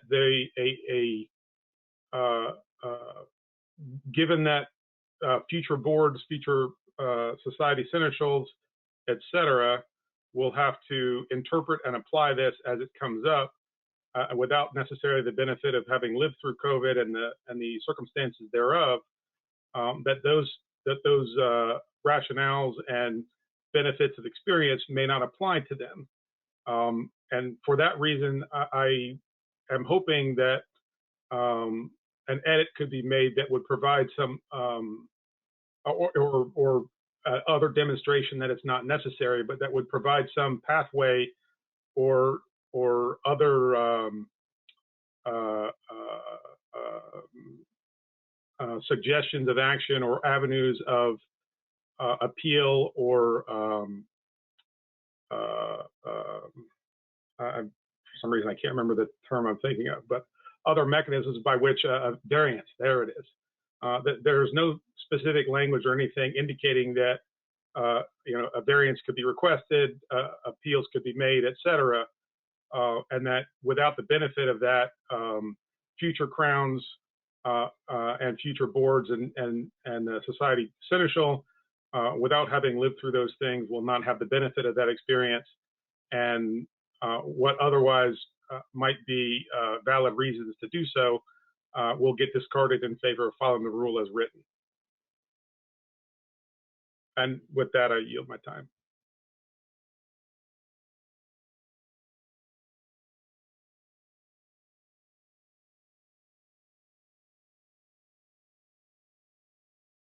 Thank you, Director Falcon. Director Shepard. I think I like the way this is written. I understand Mark's point, but I think we get wrapped up in a lot of time, especially when it comes to dealing with crowns who hold someone out of crown lists, or the individuals who are held out, that it's reactive instead of proactive, in that there's nothing to stop a crown who has this concern that you have, Mark, of reaching out to their ombudsman, to the society seneschal, and saying, hey, I have this concern about my upcoming list, and I want to hold these people out for these reasons, and I don't want to run afoul of this interpretation. So is there a way going forward that we can do that? So it's a lot of times, and especially in this situation, I think it's something that you can do by being proactive instead of saying, we put out the list, we've held out these people, we've reached out, we've told them individually why. Before you do that, talk to your Kingdom Seneschal, talk to your ombudsman, talk to the Society Seneschal, and make sure that you're not going to run afoul of this rule. That's just my idea on it. Thank you. Thank you, Director Shepard. Director Falcon, if you don't mind, John would like to speak, and go ahead and let him do that since you've had a couple of talking points, and then we'll go to you. Mr. President, go ahead. Thank you. I will say I find this discussion healthy, very much so. While we will agree or disagree, I think, Mark, on several issues here, the Society Seneschal and mine and past board decisions have been centered on the crowns moving beyond what the rule said. This does not alter the rule at all right now. It is simply stating forcibly, I think, that the rule is there for crowns to deal individually. My suggestion, and if this is acceptable for Liz, is that when Liz puts this out and it becomes codified in the handbook and it goes out, she can send it out to everybody and indeed can share it with crowns and coronets as just a mail out, and it'll forever be in some printed version, is that if there are circumstances a crown may request a variance on this and any issue that may restrain them under special circumstances. And that if a crown does feel the need to take out 10 out of 14 people who have applied, rather than do it and then not be concerned about the outcome or the metrics, they actually know that they probably should contact the Society Seneschal, their ombudsman, and request. We could put that information out. But I will say the problem isn't your reasoning. The problem is the 5 or 6 other crowns whose reasoning were not related to the epidemic. This occurred prior to COVID. This occurred to issues from crowns, and they are as mortal as anyone else, altering the process that basically shook the very foundation of trust in a crown list. So we can put this out, Liz can put this out so that it is understood that, beyond this, if you need more, talk to the Society Seneschal Ombudsman and it can be rectified. Would that be okay?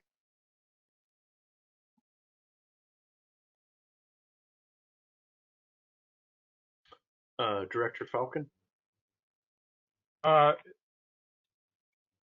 would go a significant way towards easing my concern. As I mentioned, the concern is primarily, for future folks to understand that they're, let me back up to confirm, number one, which I think that John has, and Liz as well, and two, to enshrine that, like many other rules, that this is one on which, for good reason, that a crown could request and get a variance thereof. It was, not, as I said, not the rationale nor the subject of the interpretation that I was uncomfortable with, but the fact that there is no explicit language stating that such a path exists if it needs to be exercised. However, I understand that if it's published with some explanatory text, that will certainly go a long way towards addressing that issue. I do want to ask a question, though, because it seems implicit in some of the discussion from some of the directors and what have you, that there would be a just and stated cause requirement implicit in this, which I don't see where that is either in the rules or in the policy interpretation. Am I misreading that? Liz, and then I'd like the floor, and then after that we can go to Director Bain. Well, if I do have a related suggested corpora addition that does state that explicitly, but it could be added to this easily. You know, I could easily put the sentence in there in the interpretation. I did also want to say regarding variances in general, there is almost nothing anywhere written down. During COVID, we invented a lot of procedures. I just gave my deputy, one of my deputies, a task of working with me to revise the Seneschal's Handbook yet again, and I'm going to try and come up with a section in there that addresses different reasons why variances may be sought and so forth, which may address some of your concern there. That's all. Thank you, Liz. I, in the interest of moving forward with business, I have heard Director Falcon's concerns, and I think that I want to think about them. And I also have heard a couple other items. It sounds like we want to dig into this and we want to provide clarification to the society on these items, specifically on the Crown's ability to turn down people and how. But we also want to make sure that there are some bright line guidelines so that Crowns can look at the rule set and know how to operate within that rule set without having to ask for clarification, interpretation, and whatnot. It also sounds to me that our society seneschal is considering making a recommendation that we alter corpora to more clearly define the Crown's rights and privileges to deny people entrance to Crown list. So in hearing those things and trying to wrap my head around them, I think it might be appropriate to table this policy interpretation and then circle back next quarter with something that is less of an interpretation and more a hard and fast rule that we would like to codify. Is that something that we're interested in doing, or am I totally off the mark here?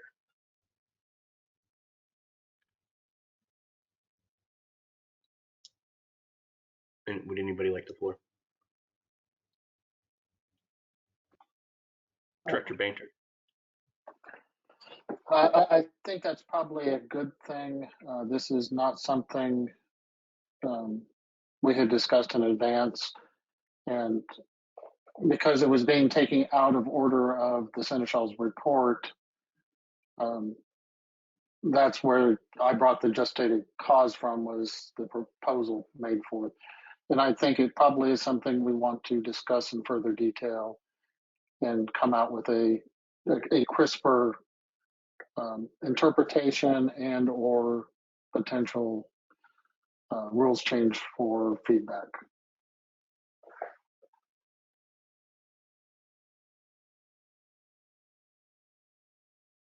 Very good. Director Falcon, Fisher, Crockmall, Shepard, anybody want to speak to that? Director Falcon. Mr. Chair, given the circumstances you described and following the logic you laid out, I would be in favor of such a delay to give us time to more fully consider the full spectrum of the situation. But I understand that other board members may not agree. Okay, very good. Would you like to make a motion, sir? I would. Okay, Director Bainter. I would like to withdraw my motion. Okay. Motion is withdrawn.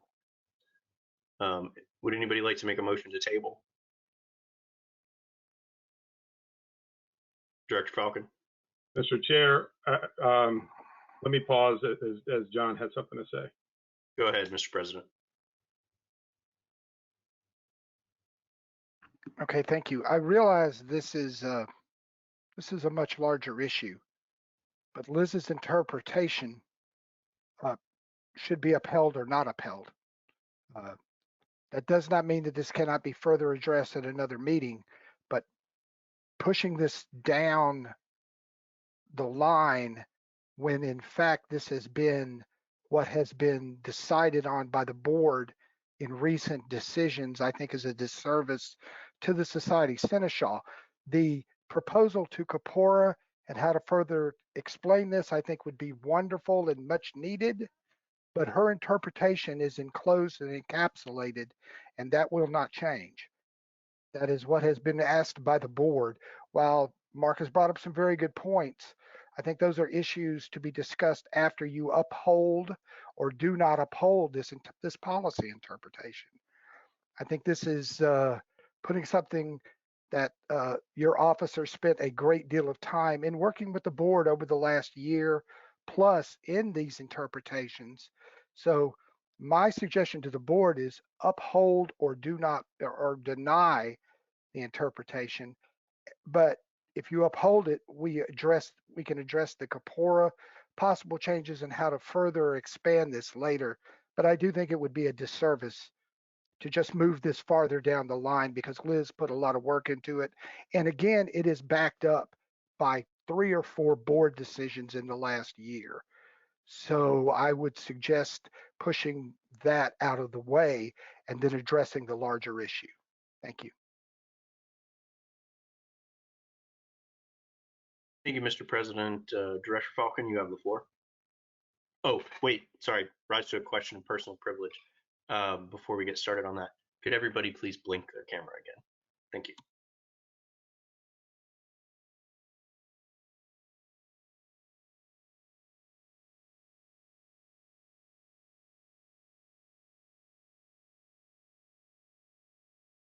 All right, Director Falcon, you have the floor.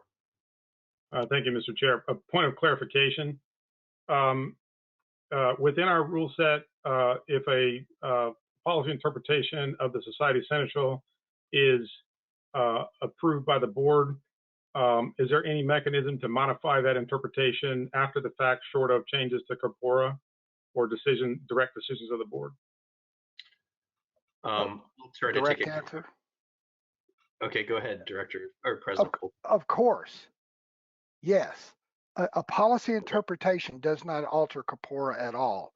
All it is a temporary decision to handle a situation. It can be removed, changed, or whatever farther down the line if that's what the board wants to do. In fact, this is tied to Liz's suggestion on possible corpora recommendation, which would codify everything beyond just a temporary, mostly temporary interpretation. That's all.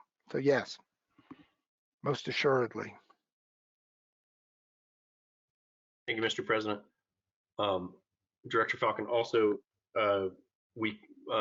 outside of SCA bylaws and corpora per Sturgis, we could also go back at a later date and rescind our motion, if that gives you any solace there. So would anybody like the floor then? We don't actually have a motion. One was beginning to be made, but it was not seconded. Therefore, there is no active motion on the floor. And Director Bainter withdrew his prior motion. So at the point we're kind of blank. So would anybody like to make a motion? Director Bainter? I will go back to my motion of upholding the interpretation as presented by the Society Seneschal. Very good. And is there a second? Seconded by Director Fisher. Is there any further discussion? There being no further discussion, we will go to a vote. All in favor of upholding this interpretation? Any opposed? Any abstentions? No abstentions. The motion passes unanimously. Liz, I'll turn it back over to you. Thank you very much. Okay, well, in view of the discussion, I don't know that, the board wants to do this right now, but I did have an action item absolutely related to that. It seemed to me that since, as I discussed earlier, corpora, the only thing in corpora that addresses or that has been used to address royal lists, as far as I can determine, is that rule of the list that says combatants must be acceptable to the sovereign. I was proposing an addition to section 4A, which is royalty selection. I was going to propose an add. There's 3 points in that. I was going to add a number 4. The Crown may refuse entry into the royal lists as either combatant or consort on an individual basis only for just cause stated in writing to that individual. As a corpora addition, that would have to go out for comment, I believe it's 60 days, but Leslie or John will correct me if I'm wrong about that, and then be voted on by the board at a later time. In lieu of the past discussion, I'm willing to withdraw that action item and work more on the wording for a later meeting if that's what the board wants.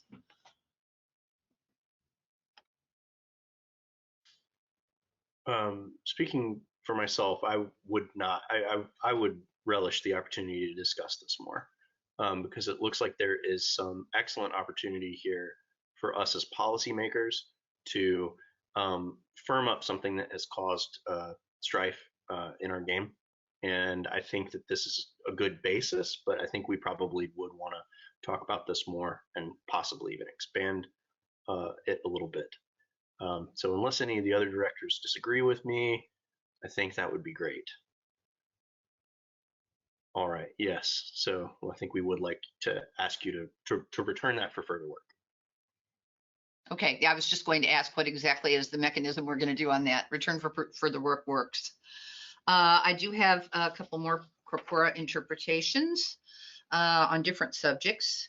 The second one regards online petitions and social media communications.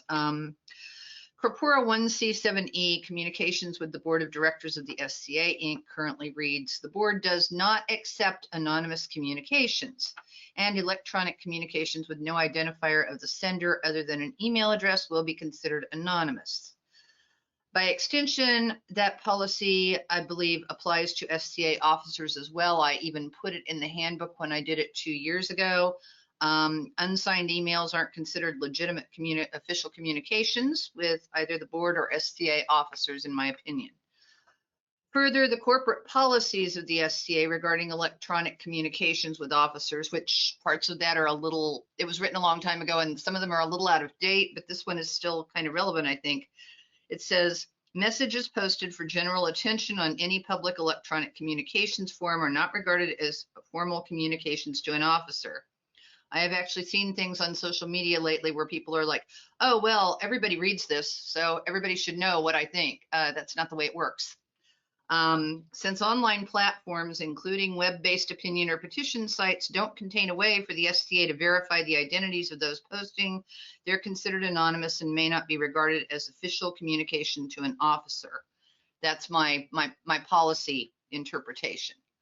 Because I have seen a lot of this lately where people seem to assume that I put something online somewhere or a bunch of us said something online somewhere and therefore that should be, you know, that we don't have to do anything else. Actually, you should send an email. The addresses aren't hard to find. Anyway, I asked the board to uphold that interpretation. I have a question, and it may seem not related, but I think it is in a way related, but I have a question for Louise about Neon, our new membership CRM software that we're transitioning to. And it would, I know it seems like it doesn't relate, but Louise, is there a way that we can use Neon to allow member feedback that is tied to their member number? Yes, yeah, we can absolutely do that. Okay, great. I thought I remembered that from our meeting with Neon. So thank you for answering that question. I appreciate it, Louise. I agree with your interpretation, Liz, for what it's worth. And I think that one of the things that we're breaking ground on right now is a more up-to-date way for our membership to give us feedback through Neon One. And I think that we're going to see that come to the forefront soon in our ability, so that the board will be able to, and the corporate officers will be able to push polls out to our membership. So as long as you're an active member, we'll be able to get some really good feedback on direction and things like that. So I do think that it's good to go ahead and clarify to everyone that you know, we have some very specific mechanisms that we have to follow for feedback, and anonymous communication is not one of them. So I'm in favor of that. Would any other director like the floor? All right. Oh, Director Banker. Yeah, I just want to make sure, because I can see people's heads spinning from what you just talked about, that we don't only use our current member base to receive feedback, because there are a lot of people that are not members that are still participants within the SCA. And I will yield the floor. That's a good clarification. Yes, absolutely. I can Louise? speak to that very quickly if possible. Our new system, once it's up and running, which is very soon, I assure you, there are accounts and memberships, and you can have an account without having a membership. That is how we will be handling non-members that want to register. And so the same mechanism will work for both paid members and anyone else. Great. Any other directors want to weigh in? All right. Katie wanted to say something. Katie? Hi. So as SMO, and especially I've been on Facebook where all these petitions and things are going, I will just add, it's really easy. I know people will be mad about this, but on like online petitions, you can just put down whoever's name and whoever's email. So as the outgoing society social media officer, I would say that it is good to keep an eye on social media and use it to detect the vibe, but in terms of actually creating policy and actually accepting feedback and interviewing people, that needs to be done via email, an email that they are responding to and actively keeping up with.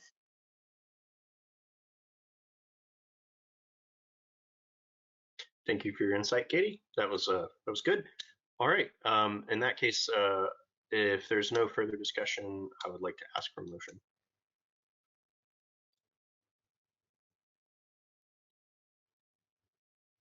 To uphold this interpretation or not. Director Shepard?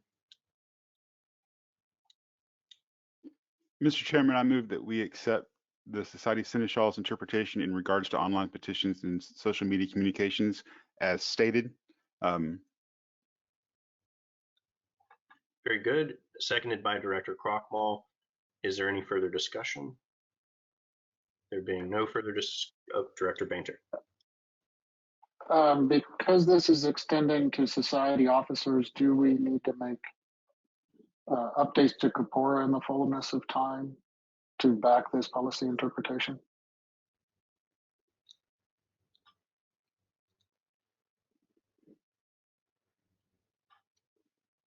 Liz?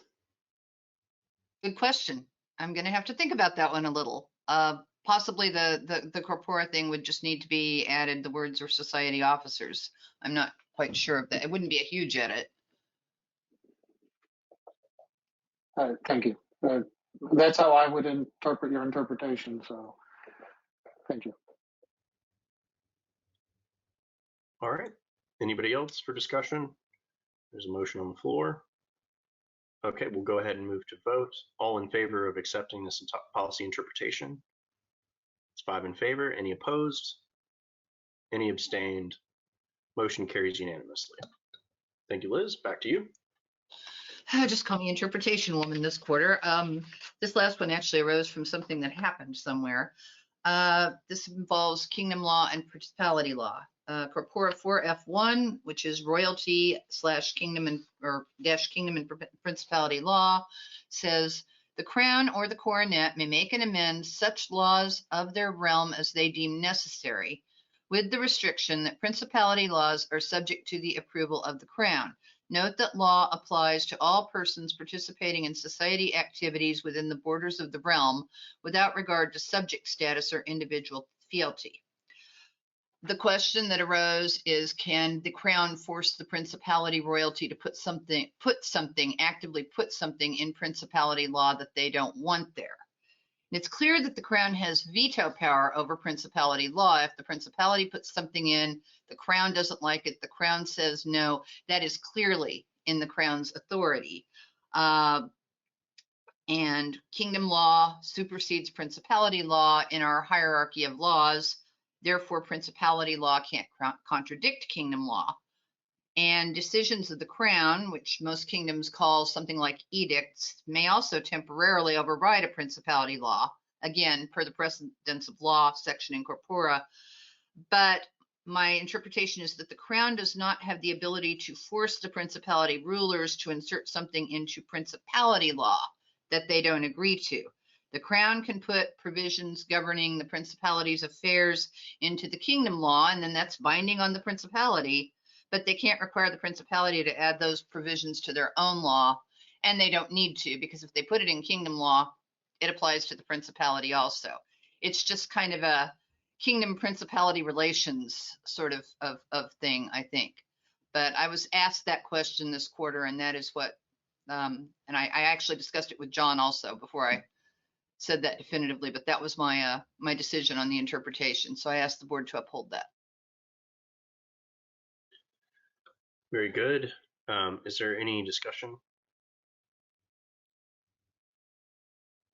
There being no discussion, would we like to get a motion? Director Falcon? Mr. Chair, I move that we recognize the policy interpretation as presented by the Society Seneschal. Very good. And that's seconded by Director Crockmull. Any discussion now that there is a motion? Director Banter? As I think I know what this is about, I will recuse myself.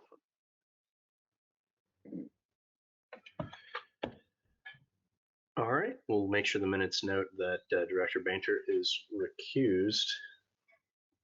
And that brings us to a vote. All in favor?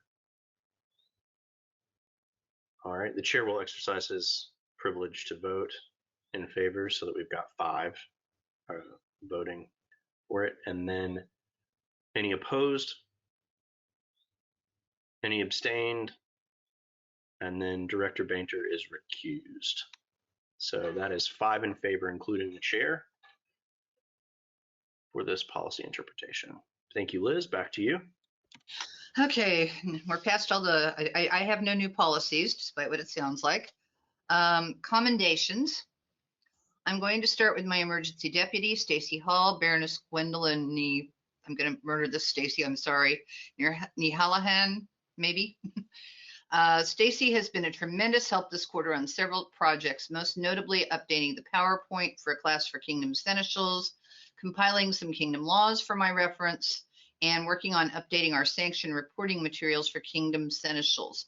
All of this while pursuing normal SCA activities in her kingdom and barony as well. She's invaluable.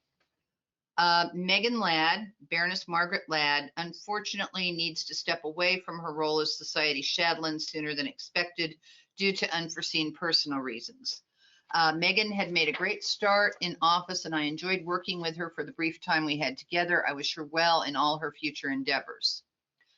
I have had the pleasure during my time in office of working with Jessica Van Hattem, Ostamari Zara Tesfaye, I hope I pronounced that right, whose term of office as the corporate DEI officer recently ended. Jessica and I had a number of productive meetings over matters surrounding DEI issues, and I learned a lot from her, as well as making a new friend. Thank you, Jessica. Dennis Coleman, Master Galen McColeman, recently stepped down as Callanteer's Kingdom Seneschal. Galen stepped up early in the pandemic and guided Callanteer back to full activity, dealing with an assortment of curves thrown at him by both the pandemic and changes in society rules and policies. He handled the office with grace and professionalism, and it was a pleasure to work with him.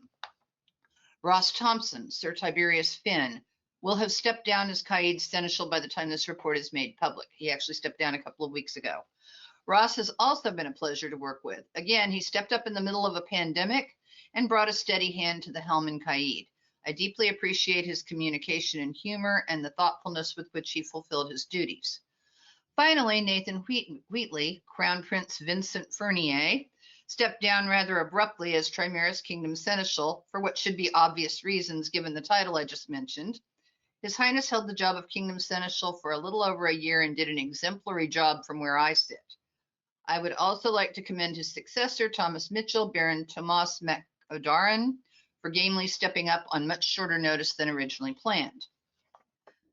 On a side note, it does appear that if you aspire to be royalty, work for the Society Seneschal in some capacity. I have now lost a Kingdom Seneschal to investigators, a deputy, and 2 deputies actually, to Crown or Coronet attorneys. I have Kingdom Seneschal commendations. Also, I read these publicly because I don't think we can say thank you often enough. From Onstiora, I would like to thank Lord Ivo Baller for all his hard work in helping the Shire of Adler's Rue get a full slate of officers to get out of dormancy. It is hard work to get a group back up and running. From Drachenwald, in my role as a seneschal, I have consulted the Law Council several times. I'm very grateful for their advice. I have also had the pleasure of working with my Regnum deputies, Brindis and Tamara, and the web minister, Ida of Boulogne. Ida and the team work on the Kingdom website almost every week. And thank you, David, for being Drachenwald's Kingdom Chronicler. From Lockhawk, this quarter, I'd like to thank their recently stepped down Majesties, Alan and Sophia. They were a delight to work with and did some amazing work during their reign. Count Gilbert purchased the risk management deputy. He has jumped back into the fold and is bringing forward so many systems and ideas to make everyone's reporting easier. And again, the 2 affiliate boards and committees who are always there to help with advice. From Meridies, he says, Grafine Katharina von Brandenburg, she continues to do an exemplary job as both calendar deputy and seneschal warrant deputy. Baroness Rondalyn Sarin, she may be the best KLE deputy we have had. I am not quite sure what KLE stands for, but Kingdom the Honorable Lady Esilt Thrasa Fostra. She is doing excellent in the very frustrating job of waiver deputy. From North Shield, I want to contend Lord Mahir Bil Tabla. He has been an excellent seneschal for his local group, a great and compassionate leader. I also want to give notice to Johannes Glenfidonis and Abelard D. Elster for being an excellent web minister team. They have assisted in issues big and small and are always ready to help. Travel, I'm going to be at 2 mid-realm events in coming weeks. I'm going to Maidens this next weekend in Illinois, and I'm also going to be at Candlemas for a board meet and greet. I'm also going to be attending Gulf Wars for the entire war. I'm kind of looking at going to Meridies coronation in early April as that prospective crown or old friends. While I understand that I may once more have a travel budget, I'd rather save that for emergency travel that might be necessary. None of the things I currently have planned are a hardship for me. And the publishable summary, I am going to, the first line of this, the first sentence in this I crossed off because I shouldn't have made the rookie mistake of using the quiet word of the quarter. Things caught fire right after I did that. As far as I'm aware, both Great Western War and War of the Wings came off successfully. Atenveld is planning a major war, War of the Phoenix, for early February, and I believe Gulf War's planning is proceeding apace. The sale of the Gulf War site seems to have worked out as well as it possibly could have from an SCA perspective. Those kingdoms who traditionally have large 12th night or Yule celebrations seem to be holding them without too many issues, usually for the first time in a few years. There have been a few bumps. In some instances, people seem to have forgotten that site contracts are our friend. But overall, as I write this, most of the known world seems to be returning to something resembling normality. I do want to remind the populace that while the board has removed its COVID restrictions, the virus is still with us, as well as a return of old favorites like colds and flu, which I've always tended to spread at crowded indoor events in the wintertime. Anyone who chooses to wear a mask or put space between themselves and others may certainly still do that, and such choices need to be respected by all. People who are feeling ill or who have been closely exposed to COVID or tested positive should make the responsible choice and stay home. Contagious illnesses of any sort are not something to share with your friends. I'm happy to report that a new society office under the auspices of Society Seneschal has been created, a Society Youth Office Activities Officer. Michelle Mickey Santi, the Honorable Lady Amethyst de la Fontaine, will be a valuable resource for Kingdom Youth Officers. My appreciation to all the applicants for this position. I had the lovely problem of making a tough decision among several excellent candidates. And finally, a huge shout out to all the volunteers out there at all levels who keep the SCA running. Your work is what sustains our hobby, and I wish all of you a happy 2023. And that concludes my report, Mr. Chairman, at long last. Thank you so much, Liz. Appreciate that. Your report is gratefully accepted. And we will now move on to the report from the Society shadowing, which I believe, Liz, I may ask you to run over briefly. But before we do so, I'll invite our interpreters to switch out again and ask everybody to blink the cameras.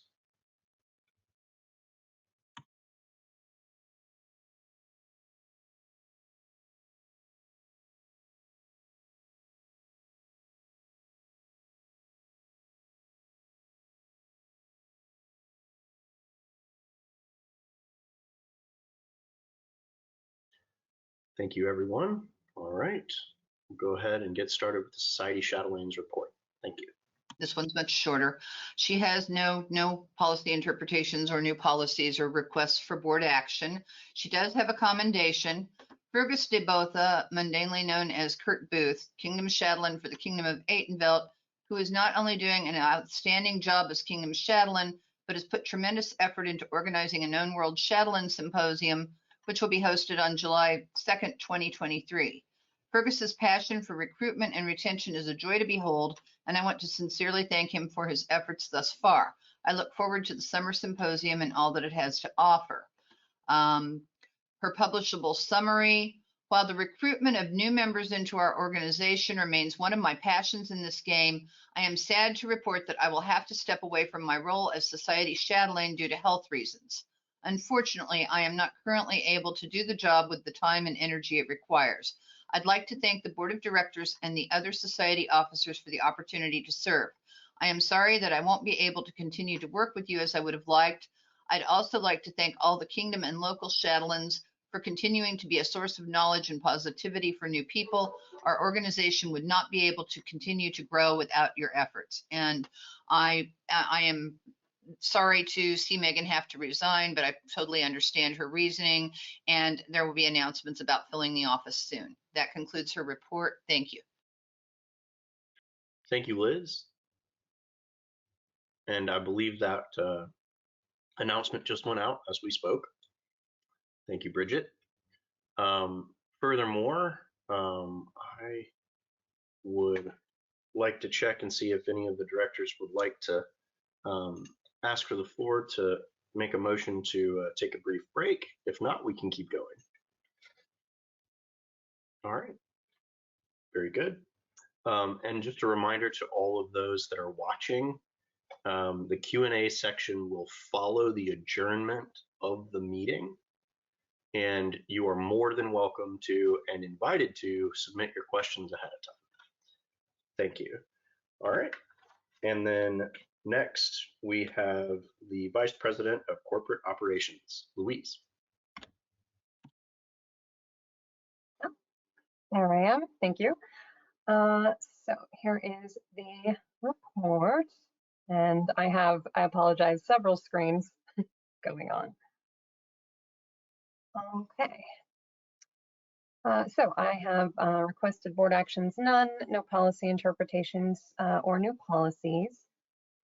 Commendations, 1,000 thank yous are due to our accounting specialist and event module manager, Mizelle, our events deputy, Kenda, our treasurer, Carolyn, our exchequer, Bonnie, my administrative assistant, the other half of our corporate office, Natalia, and all of our Kingdom exchequers for all of the everything. And Petra specifically for all of her work with the Canadian registry. We have done a ton this past quarter, this year, every day. We had our annual audit. It was clean. Our events reporting has been straightforward, even through some significant system challenges. So just wanted to thank all of you for that. General status report. The transition to the new CRM has, experienced one final significant delay. As some of you know, corporate office is out here in the Bay Area, particularly Talia and I live in the Santa Cruz Mountains, and we had some wild and crazy storms. But we are back on track. Although we had originally anticipated an offline time of a few days, the membership portal is still down. It should be coming up in the next week. In the meantime, it is absolutely okay to send your renewal through the PO box. You can send it to membership@sca.org. A lot of people have been doing that, and we are able to keep your memberships active. Thanks so much for your patience with that. We will have a list of frequently asked questions once that goes live. As I mentioned, the financial audit for the 2021 calendar year has been completed. It has been provided to all the directors. No significant deficiencies, nothing to report there. Thanks so much, everybody, for your donations. We have, our membership assistance fund has continued to be used. There for anybody who needs a little bit of help. Also, you can write to membership@sca.org to avail yourself of these funds. Thank you so much to all the donors. Also, thanks to everybody who puts a little extra into the general fund and our archives fund. That was a lot of work, and so we appreciate everybody doing that. Looking forward to the next calendar year, we mentioned this, but the board is considering the possibility of a return to live meetings in later this year. So groups interested in hosting a meeting should contact our wonderful Leslie Luther Fulton at ea@sca.org. And travel none. So that is my report. Thank you, Louise. We accept your report as submitted. Thank you. And moving on to the publications manager, Gloria. That's Gloria's not here. I'll be presenting hers as well. Very good. So this is the report of Gloria Woodard, known in the SCA as Honor of Restermel, our publications manager for the last quarter of 2022. No requested board actions, policy interpretations, or policies. Commendations, many thanks to all the members of the publications team for their hard work and beautiful publications. General status report, the team continues to produce publications. Their hard work and dedication are admirable and appreciated. Publishable summary, the publications team works hard to create appealing and interesting publications for the SCA participants. If you have any content appropriate for the newsletters, such as articles, artwork, etc., please contribute them to your local chronicler or the editor of Tournaments Illuminated. And she has no travel listed.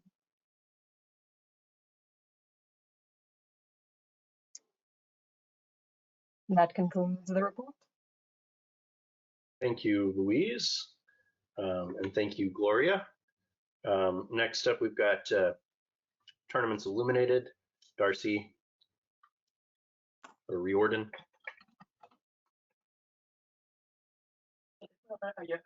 Thank you very much for that. Before I actually begin the report, I will note that I have a number of commendations. I will be trying to speak more slowly and clearly than I usually do. I'd like to tell the interpreter, if you need me to slow down, let me know. This is the report for the Office of the Tournaments Illuminated Editor. Requested board actions, none. Policy interpretations, none. No new policies. Commendations. My particular thanks to Society Chronicler Crystal Smith, that's Mistress Cecilia Blythe, OP, for facilitating TI's presentation of the Black Fox Award nominees and winners for AS56, honoring the best in society print journalism. I am particularly indebted to the issue's feature authors, Jonna Holloway, that is the Honorable Lady Jonna Lynn Lewis of the Middle Kingdom, Melinda Sherbring, that's Mistress Eowyn Amber Drake, OLOP, of the Kingdom of Kaid, and Ellen Rawson, Mistress Ariel of Lindisfarne, OP. I am also very grateful to Susanna Meyer, the Honorable Lady Katharina Voinovich, of the Kingdom of Drachenwald for her event report on Parasol War in the Shire of Adflumen-Carulam, modernly Austria. I will note that since this report was submitted, owing to considerations of layout, it was necessary to bump the event report for Parasol War into the next issue. That is to say 220. I remain grateful to Susanna for her work. You will simply see it not in the issue that is coming out, but in the one after that. General status report. Issue 219 is going to press. Issue 220, which is actually fourth quarter 2022, should go to press by the first week of February. And issue 221, which is first quarter 2023, should go to press by the end of February 2023, meaning that second quarter will go by the end of March, which will put production completely back on schedule. Everyone keep your fingers crossed. The quest topic, favorite virtual SCA moments, remains in issue 220, where it got moved to. The topic of ranged weapons and related feature material is scheduled to appear in issue 221. The quest topic, the project that taught me the most, is planned for issue 222. Submissions to or questions about quest topics are welcome and should be sent to the editor at tieditor@sca.org. For the online feature Tournaments Illuminated Presents, I will be getting in touch with the Society webminister about specific replacement for To Build a Castle, which will be the inaugural online article in that series. I've no travel. The publishable summary is that Tournaments Illuminated issue 219 is going to press, to be followed in approximately 6 weeks by issue 220. Issues 220 and 221 are in production. And that concludes the report of the Tournaments Illuminated editor. Thank you, Jordan. We accept your report. And moving on, next we have Ellen, Complete Anachronists. Okay. Hi, let me just adjust the camera. And again, I'll try to speak slowly. And for those who can hear me, I'm recovering from laryngitis, so this is not my usual voice. For commendations for Complete Anachronists, many, many thanks to Robin Wright for her expert research and practical experience that led to Complete Anachronist 198, Wattle and Dog, making a quack house. And many additional thanks for her patience regarding the additional citations needed for the final draft. She also gave me an excuse to visit St. Fagans National Museum of History in Wales to take some photographs of extant wattle and daub there, in addition to photographs. That's wattle, W-A-T-T-L-E, and daub, D-A-U-B. I took some other photographs for her at the Weald in Downland Living Museum, which is much closer to my home here in England, again, of extant wattle and daub. Thanks to Ian Walden for reviewing the original manuscript, and once again to Elise Fleming for her superb copy editing work. I'll read what I wrote in the report and I'll update it. As of this writing, Robin is about to provide me with the final citations required, which means I'll be sending the manuscript to Sue Gilbert for layout before the end of 2022. Per usual, I expect Sue's layout and design to be exemplary, which indeed it was. The manuscript was, the final version was, sorry, let me say that again. I'm sorry to the interpreter.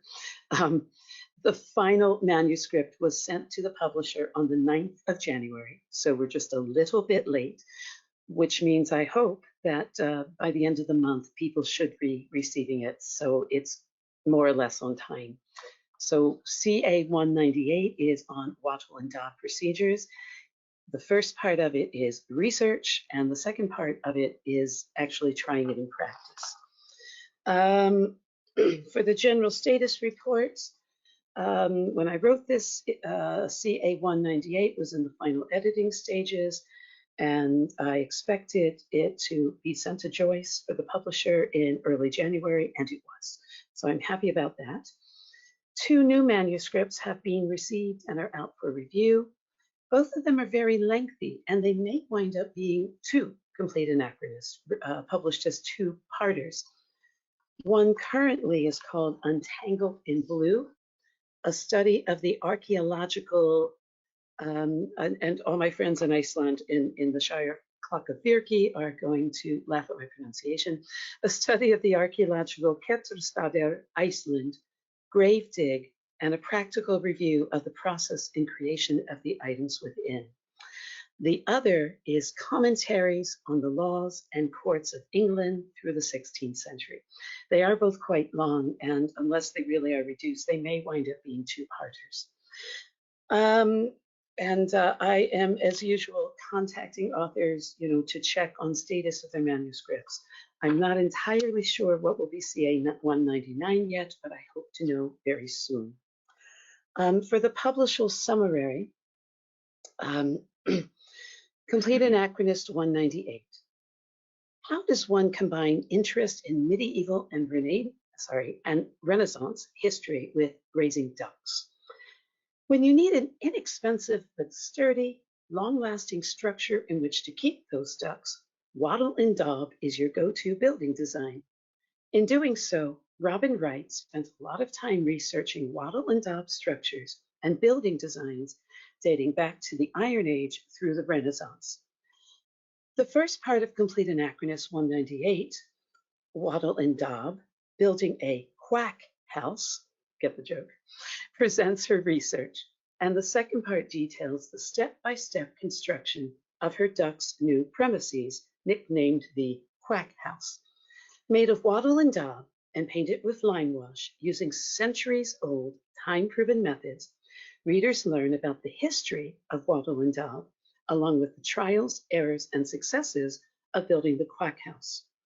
Accompanying the writing are detailed photographs of the construction process, along with archaeological finds of wattle and daub remains, images of medieval wattle and daub from literary sources, and photographs of extant wattle and daub buildings in England and Wales today.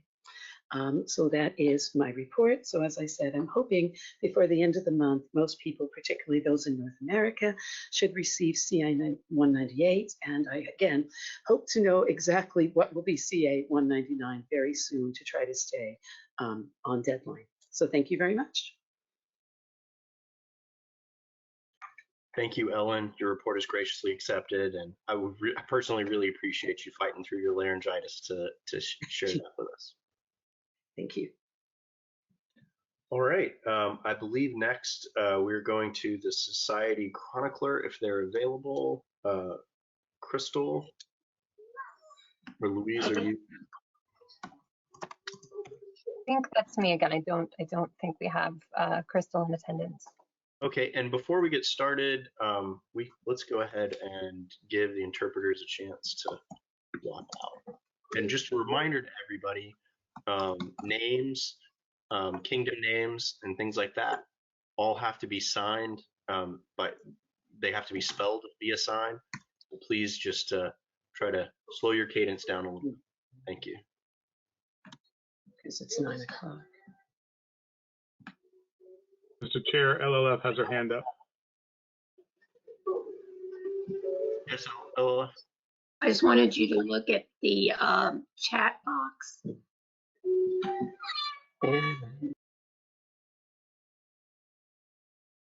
Oh, okay. Yes, absolutely.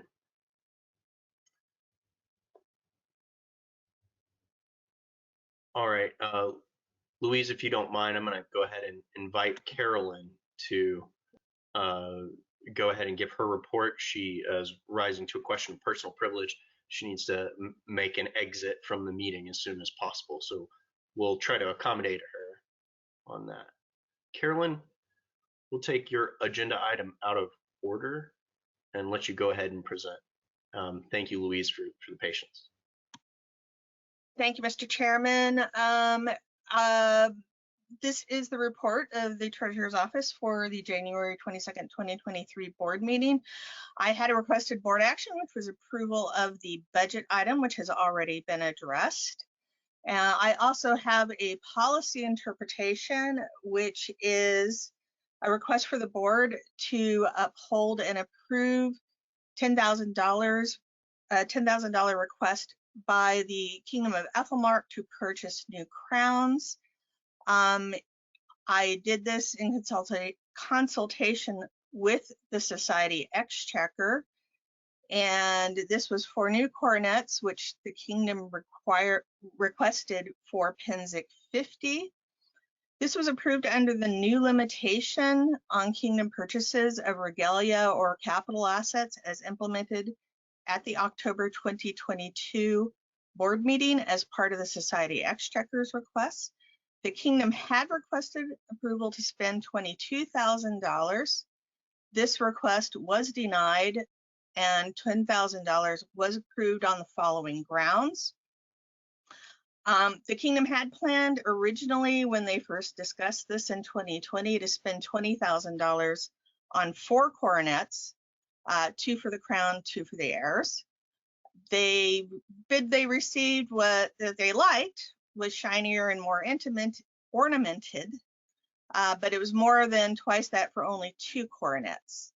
Essentially, we approved the amount that they had originally budgeted for 2 coronets. They were essentially budgeting $10,000 per set. The Kingdom received at least 2 bids during 2020 for the full set of 4 coronets, which was under budget.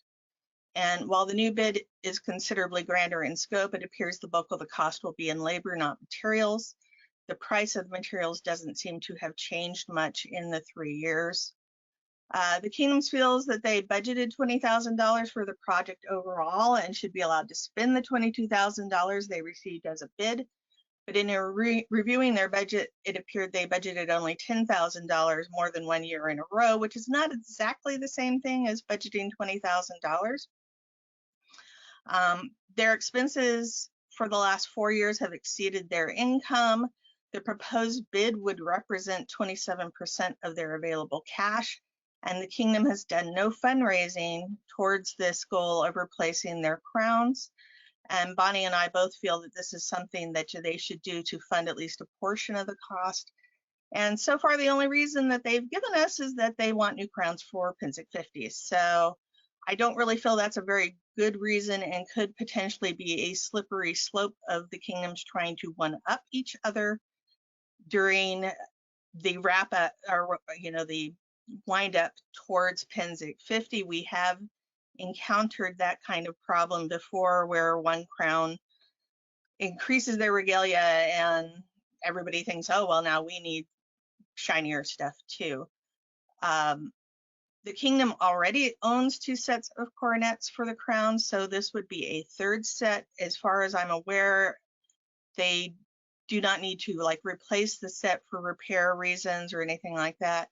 And since we are also kind of still struggling coming out of COVID, particularly on the corporate side, it seems an unwise decision to spend a large amount of money on jewelry at this time.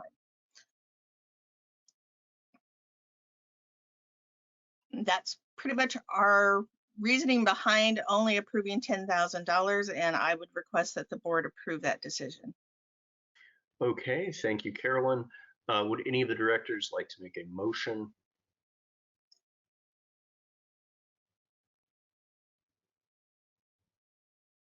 We have a policy interpretation request before us.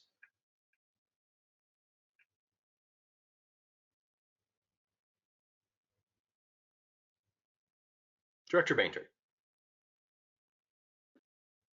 Yes, I would move that we approve the policy interpretation by the Society Treasurer and Exchequer regarding Ethelmark's request for funds for new coronets.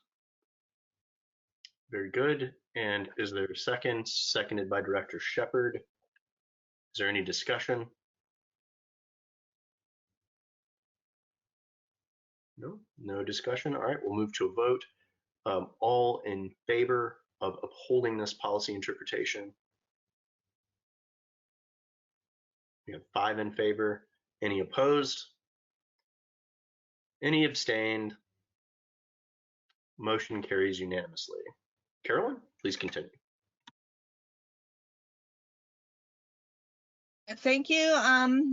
I have no other new policies to present to the board. Commendations. I would like to thank Ms. Elatia for once again successfully getting us through our annual audit. This was finally wrapped up in November, just in time to start the process all over again in a couple of months. Likewise, I'd like to thank Bonnie Stringer for the huge amount of work she does in supervising and assisting the kingdoms and the Kingdom Exchequers. She's been an invaluable resource for me since I took over this office early last year. I'd also like to thank Petra Hall, the Kingdom Exchequer of Eldamere, for her tireless efforts to make sure that the SCA is in compliance with Canadian tax law requirements, and for leading the charge on finding out what those new requirements are. And finally, I'd like to thank Louise Ducret for her quick responses to questions or concerns I've had during the creation of the 2023 budget. And I'm sure she spent a lot of time getting our membership system over to the new system, which will hopefully cost us considerably less than what we were paying and be more flexible for our needs going forward. General status report. Louise and I met with our investment advisors in November to discuss the lack of diversification in our investment account. This was apparently the investment strategy implemented by Renee Signorati after we had to shut down during the COVID lockdowns in order to preserve our capital as much as possible when predictions at that time were that the economy would slump. While it was a good strategy at the beginning of 2020, with Renee's retirement, the account seemingly got overlooked and we missed on some significant gains during the late 2020 and 2021 stock market by the lack of diversifying the account again. We have had Stratheros, our investment managers, again diversify the account more in keeping with their recommended strategy for nonprofits such as ours. And we're hopeful that this will avoid some of the large losses we've incurred over the last year. Overall, our account is down about 17% from the beginning of the year. The proposed budget is included for your approval, so I will skip that portion of my general status report and go to the publishable summary. Membership revenues have this last year have been higher than anticipated, and our costs have been lower than originally predicted for 2022. As a result, we are on track to finish 2022 with a small profit. However, that profit amount will be easily offset by our increased insurance costs for 2023. And without more revenue, we will likely finish 2023 substantially in the red if no action is taken. I'm also hoping that by revising our investment account, that will stabilize the value of that money and stop the large volatility we've seen in the past year. It would be nice if we could find money to start putting more money away in our rainy day fund and replenish that account, as we had to withdraw quite a big amount of that during the shutdowns in order to keep the lights on at the corporation. And this ends my report for the January board meeting. Thank you, Carolyn. Your report is accepted, and we can go ahead and move on to the Society Exchequers report. Bonnie? I'll circle back and do the Society Chronicler afterwards so that we can let Carolyn head out. Thank you. Thank you, Mr. Chair. This is the report from the fourth quarter 2022 for the Society Exchequer. We do have a few board actions. We would like that you approve the Kingdom of Adenvelt's Greater War Policy.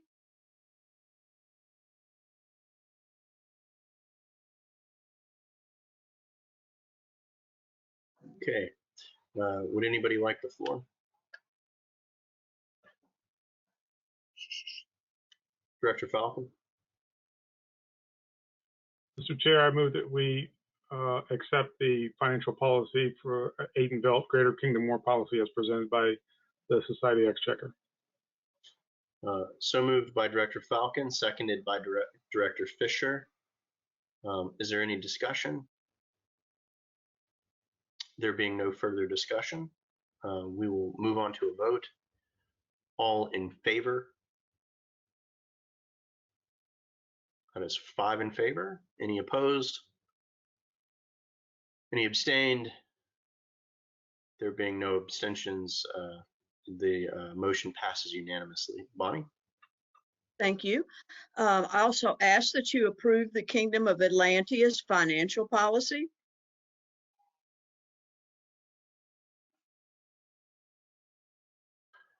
I believe we may have wanted to return this for further work, but I could be mistaken. Would any director like to make that motion? Director Falcon? Mr. Chair, so moved. Okay. Is there a second? Seconded by Director Shepherd. All in favor to return this for future work? Any opposed? Director Fisher, are you abstaining? All right, so were you in favor?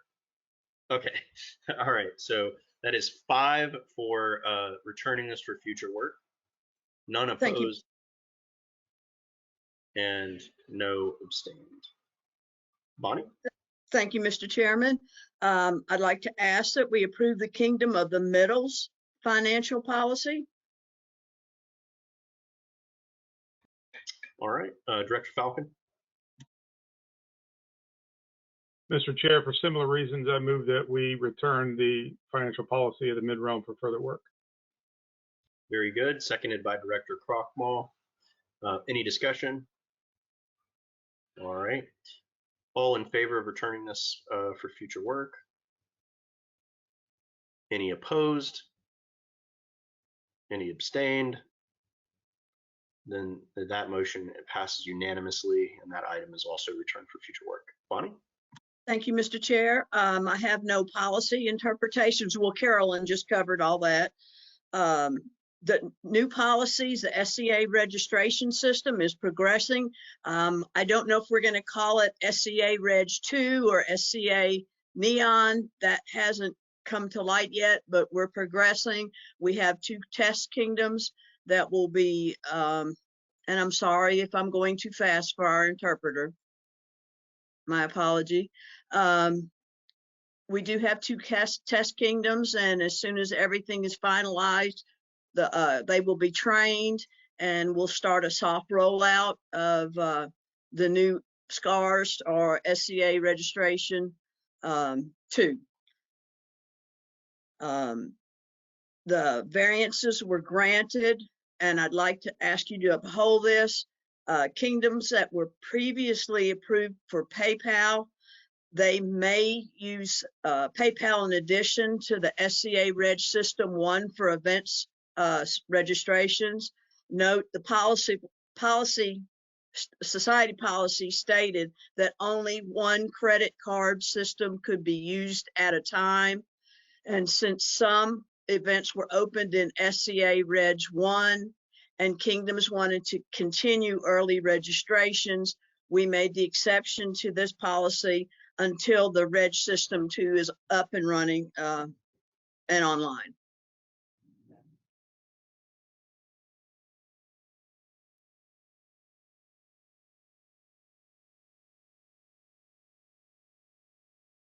I was asking if you guys would uphold that variance, please. Director Bancher? Given the circumstances, I recommend, I move that we uphold the use of 2 payment systems during the migration of our registration system, as presented by Society Exchequer. Seconded by Director Krochmal. Any discussion? There being no discussion, we'll move to a vote. All in favor? 5 in favor. Any opposed? Any abstentions? The motion passes unanimously. Bonnie, carry on, please. Okay, thank you. The general status report, SCA Reg System 1 was closed on December 1 of 2022. And this was so that all the funds that could be for the events could be reconciled before a year end. And that way we didn't have any IT issues with the old system, and we were steady moving into the new. Publishable summary, we continue to be diligent to control our spending. SCA Reg System 2 will begin testing very soon. As far as travel, I will be attending Gulf Wars, maybe something else later this year. My family has changed dramatically in the last month. And many of y'all know that. And I appreciate all the loving words that all of you have given me during this hard time. Thank you so much. That concludes my report. Bonnie, thank you so much for your hard work and persevering through this difficult personal time. We really appreciate you. And your report is gratefully accepted. At this time, we'll go ahead and give our interpreters an opportunity to swap out and blink our cameras.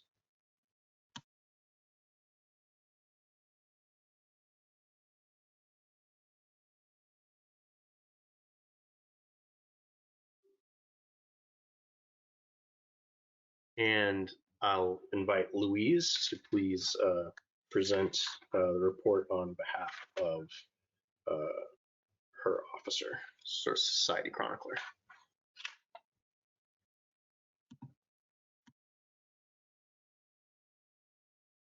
Hello, can anyone see me? Oh, there I am. Sorry, there was a delay. All right, this follows the report of our Society Chronicler, Crystal Smith, known in the SCA as Mistress Cecilia Blythe, OP, or do I say Order of the Pelican? Not sure. There are no requested board actions, policy interpretations, or policies at this time. Commendations to all the Kingdom Chroniclers for having 2 months in a row with all newsletters in before the deadline, shooting for the same every month. General status report, everything going well. Black Fox award winners have been announced. Working on certificates and tokens for the winners. List has been sent to tournaments eliminated for publication. Same in the publishable summary, no known world summary, and no travel. That concludes the Chronicler's report. Thank you, Louise. That report is accepted as presented. And moving on, we'll go to the Laurel Queen of Arms, Jennifer. Thank you, Mr. Chairman. Unfortunately, I have a large report, so I will try to go slow, but please stop and ask questions if you need clarification on anything. Under requested board actions, I have a number of items that are relatively minor changes to SCA, our standards for evaluation of names in Armory. The first one is a revision of A3, A2 field list designs to incorporate precedents that we've already set and provide examples of things that are or are not registrable as part of field list designs. This makes it a little bit easier for people to figure out what the rules are here. Do you want me to do all of these and then ask for, okay. So we have a revision of A3, A3, which is augmentations of honor, A5C4 augmentations, and A6C claims through arms of pretense and unearned augmentations, and A6F, which is claims through marshalling. These are a bunch of sort of vaguely related rules that all talk about augmentations in one part or another, and we wanted to we're having to change all of these because we now allow augmentations of arms by quartering your registered device with your augmentation. So instead of adding an augmentation to your arms, you can quarter it, which is a period practice. Revision of A3B1, tinctures and their classifications to incorporate precedents dealing with very light or pastel shades of tinctures, some of which we do see in period armory, and how we handle gray as a tincture. And then when we update this, we will also be updating our glossary of terms separately to address gray proper so it matches the changes. And then we have revisions of 2 sections in A6F, claims through marshalling, to clarify when, this is our rules on marshalling, which we want to make sure that we are not giving the impression of marshalling arms. So it would clarify when a single primary charge is not considered marshalling, and to clarify the intent and improve the examples of when a chief or a board juror might remove the appearance of marshalling, which is tricky because they can sometimes. A revision of NPN 3D affiliation conflict to correct a wording error. This rule is for non-personal names. So we reworded the section from claiming to be a relative of somebody to claiming to be owned or affiliated. Since you can't claim to be a relative of a group, but you can claim to be owned or affiliated by a group. And those are my requested board actions on SCA. Thank you, Jennifer. Is there Director Bainter? I would move that we accept these changes to SCA as presented by Society. Director Bainter moves to accept these changes, seconded by Director Falcon. Is there any discussion? Can't believe it. We're not going to dive into this. All right. All in favor of accepting? All right. Any opposed? I got you. You were in favor, right? Okay. Any abstentions? There being no abstentions, this passes unanimously. Jennifer, back to you. Thank you. Thank you. So policy interpretations. As mentioned, we did update some of our appendices. We updated Appendix A, patterns that do not need further documentation, to clarify when you can have triple given names in Italian. We updated Appendix C for regional naming groups to allow a Persian-Greek mix in a name based on period evidence. And we updated Appendix E to currently registered elements for non-personal name submissions, and added a new section that talks about when you can use tincture names in award in order, and household names, and sort of added more designators and stuff. This is a really useful section for people wanting to do orders, awards, household names, etc. It kind of lays out all your options. And then we had changes to the glossary of terms, which we added more acronyms and definitions of terms that we're routinely using. And then we added, we updated Appendix H of my admin handbook, which is sources that don't require photocopies, to include some of the sources we used in revising some earlier appendices. So under new policies, I need clarification. I was going to ask a clarification of, for these interpretations, do we need to upload them? We generally have not in the past, but I will leave that up to Mr. Chairman. That's what I thought. I would just confirm. Thank you. I think the board accepts those by consensus, unless anybody says otherwise. Leslie, does that sound right? Oh, she appeared and disappeared. I think I got it. Oh, well, that's fine, but that is upholding is a board action. So there is a board action, but what you did was fine. Okay, very good. So by consensus, we accept those. Jennifer, thank you for presenting them, and you can move on to new policies. Okay, I have 2 new policies. I will do them separately. The first one is an updated acceptable use policy for Oscar. We had an acceptable use policy approved years and years ago. I don't know exactly when, and we have made some changes to it, so we decided to treat this as basically a new policy. Oscar is our submissions and commentary system. It is used primarily by submissions heralds and some consulting heralds. It's not generally open to the, I mean, it is open to the public, but we're not expecting the public to use it. Privileges to read or write commentary on submissions are generally restricted, and so most of this policy is aimed at those people who have those privileges.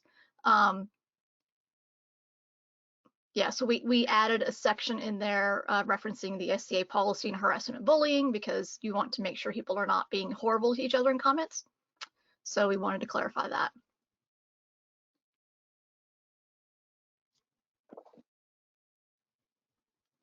And I would ask you to approve this policy.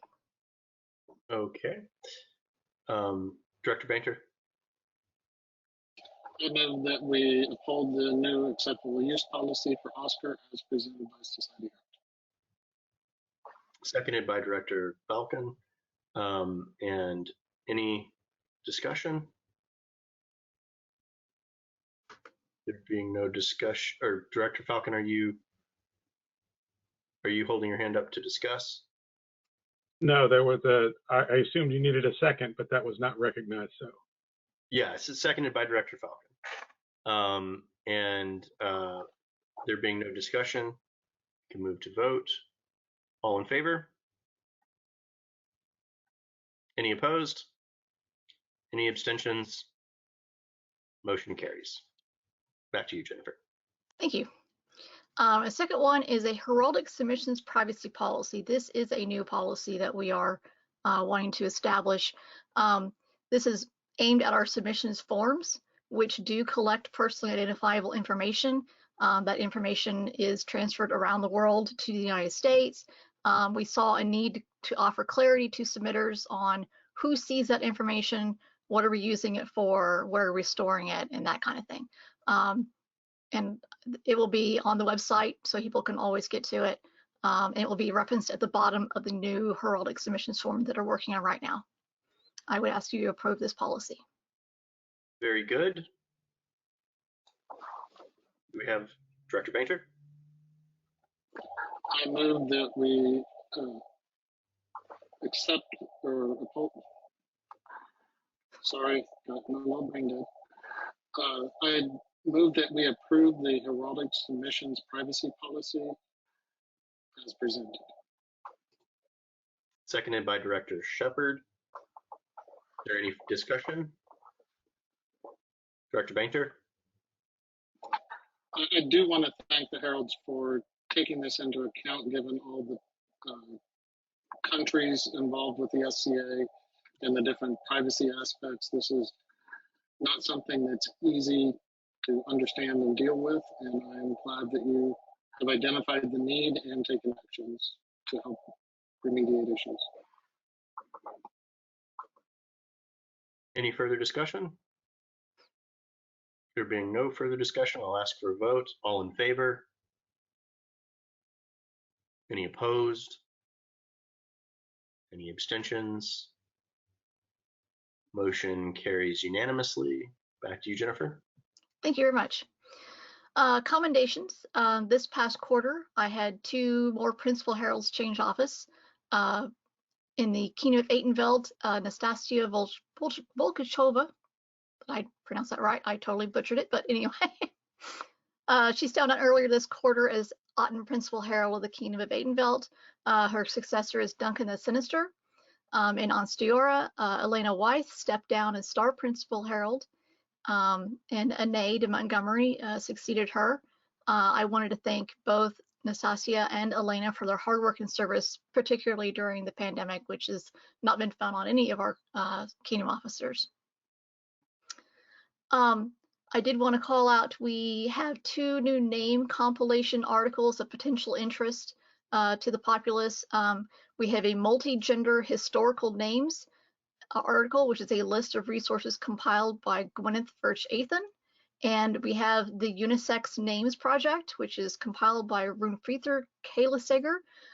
Both of these are from the Kingdom of Lokak, which is fantastic. And we wanted to thank them both for pulling this data together.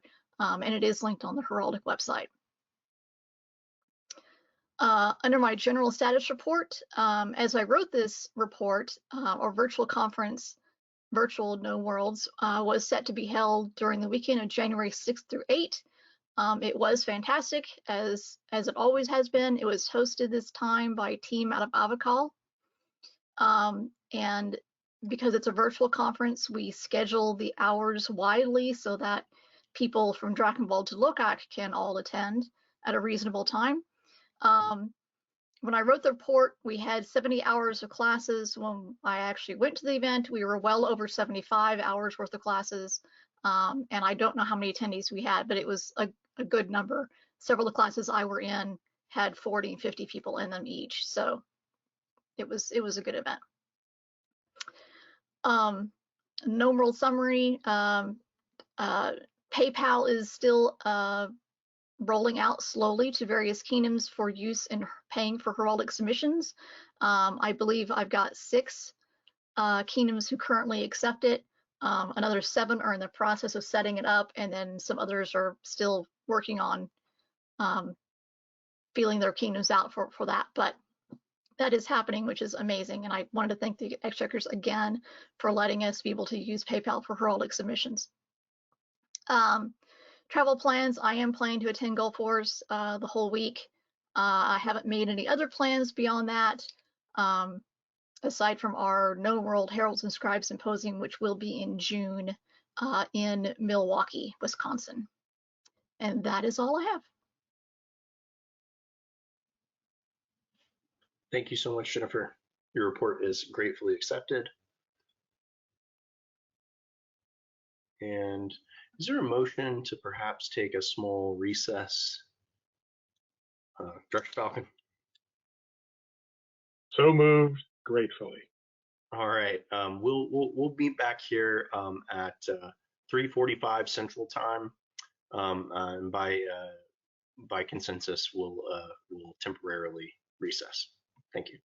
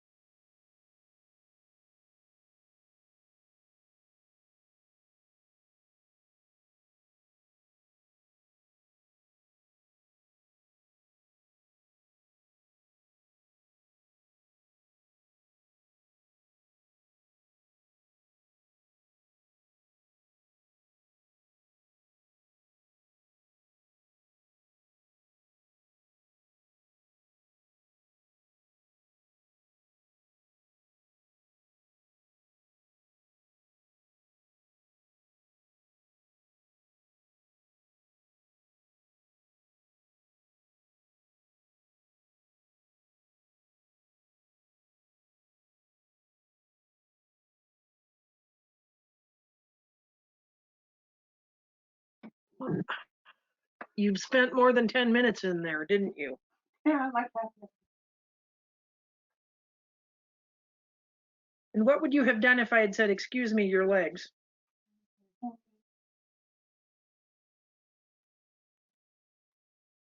You're not muted.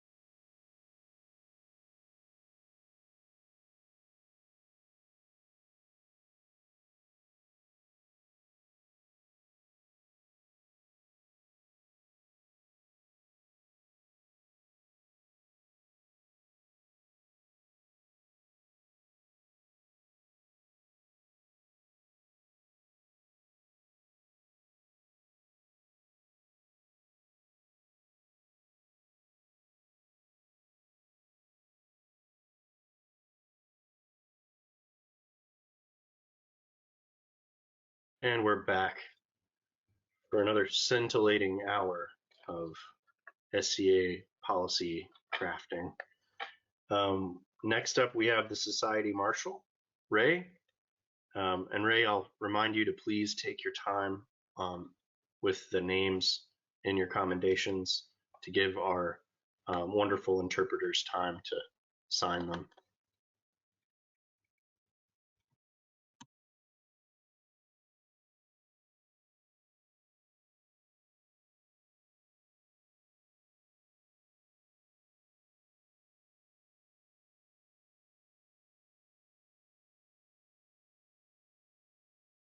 Well, looks like Ray is having some technical difficulties. We're going to let him work on those. I'm going to move on to the next officer, Minister of Arts and Sciences, Sarah.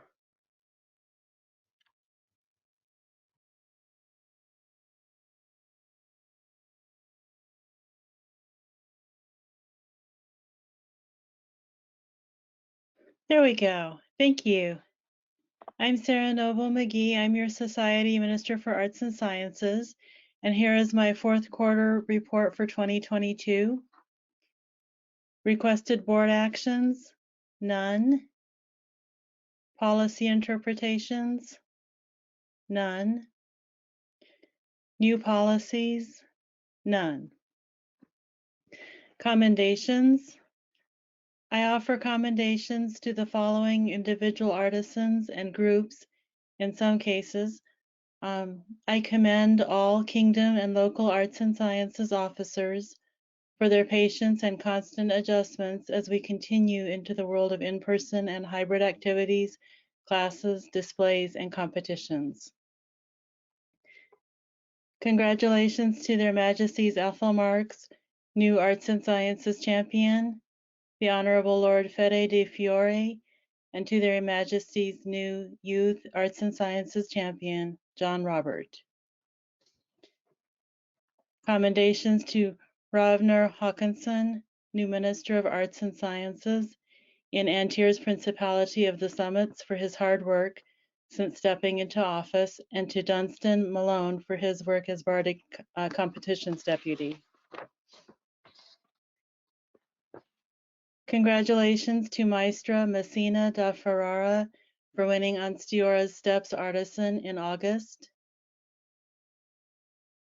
Commendations to Maestra Magdalena Lucia Ramberti on completing a successful term as Kingdom Minister of Arts and Sciences in Artemisia. Congratulations to Aidenvelt's Lady Runa Gija, who was chosen as Bard of the Sun. She was immediately preceded by Lord Talfier. This is Lady Runa's second time being chosen as Bard of the Sun. Commendations to the Honorable Lady Matteo Locatelli, who was chosen as the Kingdom Arts and Sciences Champion, Laurel's Choice, and Populous Choice for the day at Golden Sun Kingdom Arts and Sciences Competition. Commendations to Lady Marta de Leon for her excellent service as Atlantea's Northern Regional Deputy.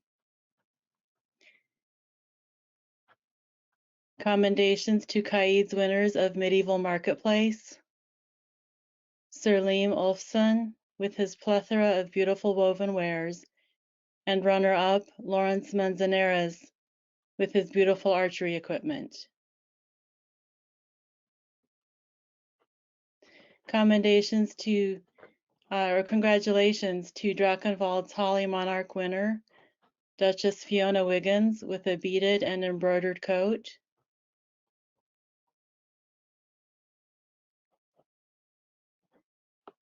Commendations to Mistress Elena Hilton for her successful term of office as the Kingdom Minister of Arts and Sciences for East Kingdom.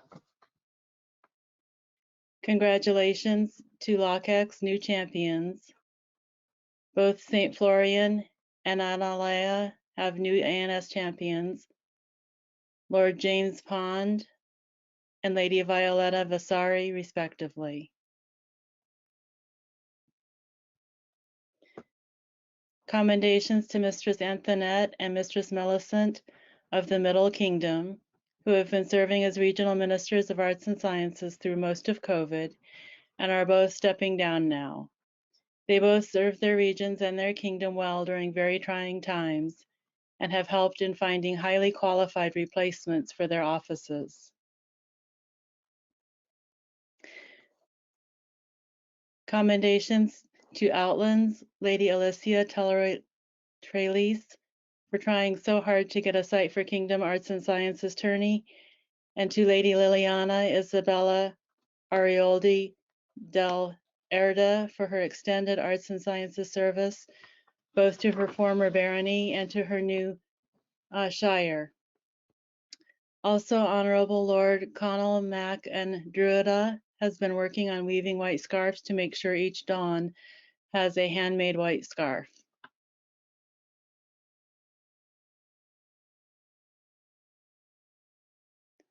Commendations to the following gentles in Trimaris.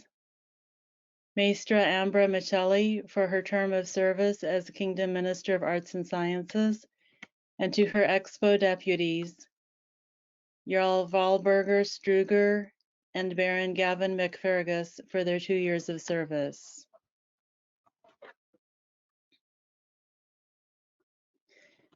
Commendations are extended to Countess Gwen Stewart and to Lord Mother Alfred Cada, along with anonymous reviewers who generously offered their assistance with wording and constructive review of the guidelines for recognition and approval of oral tradition in the arts and sciences. I deeply appreciate the time and expertise you so generously shared.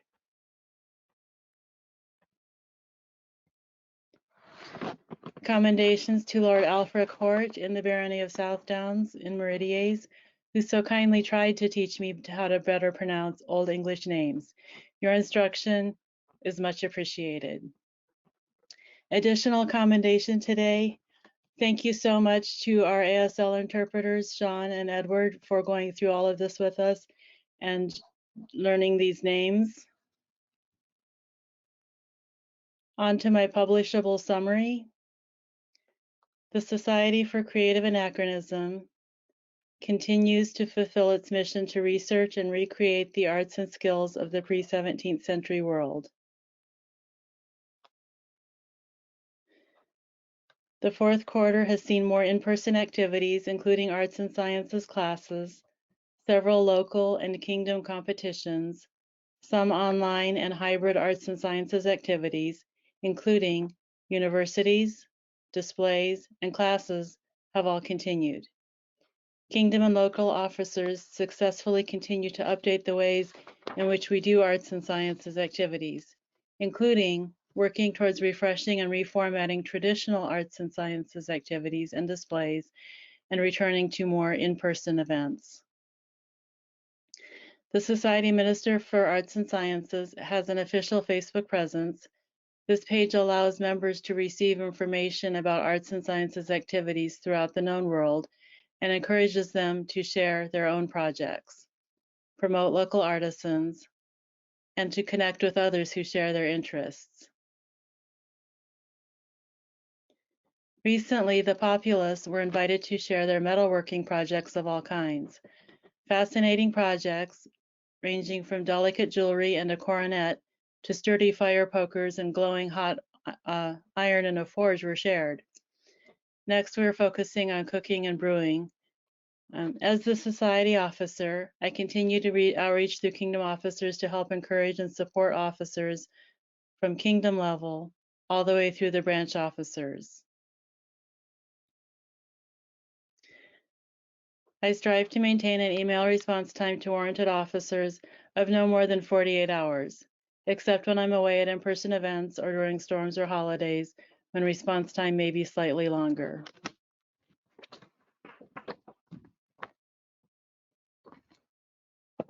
For travel, I had no travel expenses to report during this time. However, I did travel twice out of Kingdom, once in September to Red Tower in the Barony of Southdowns, Kingdom of Meridies, and once in October to Silver Hammer, the Barony of Thor's Mountain in Kingdom of Meridies.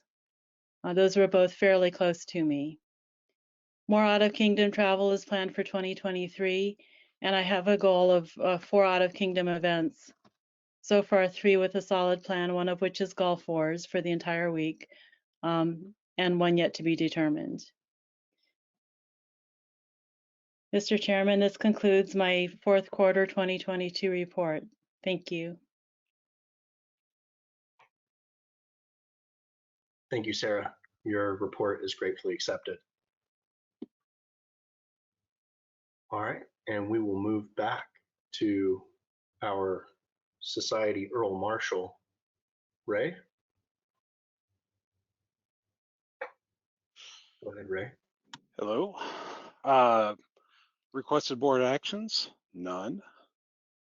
Policy interpretations, none. And new policies, none.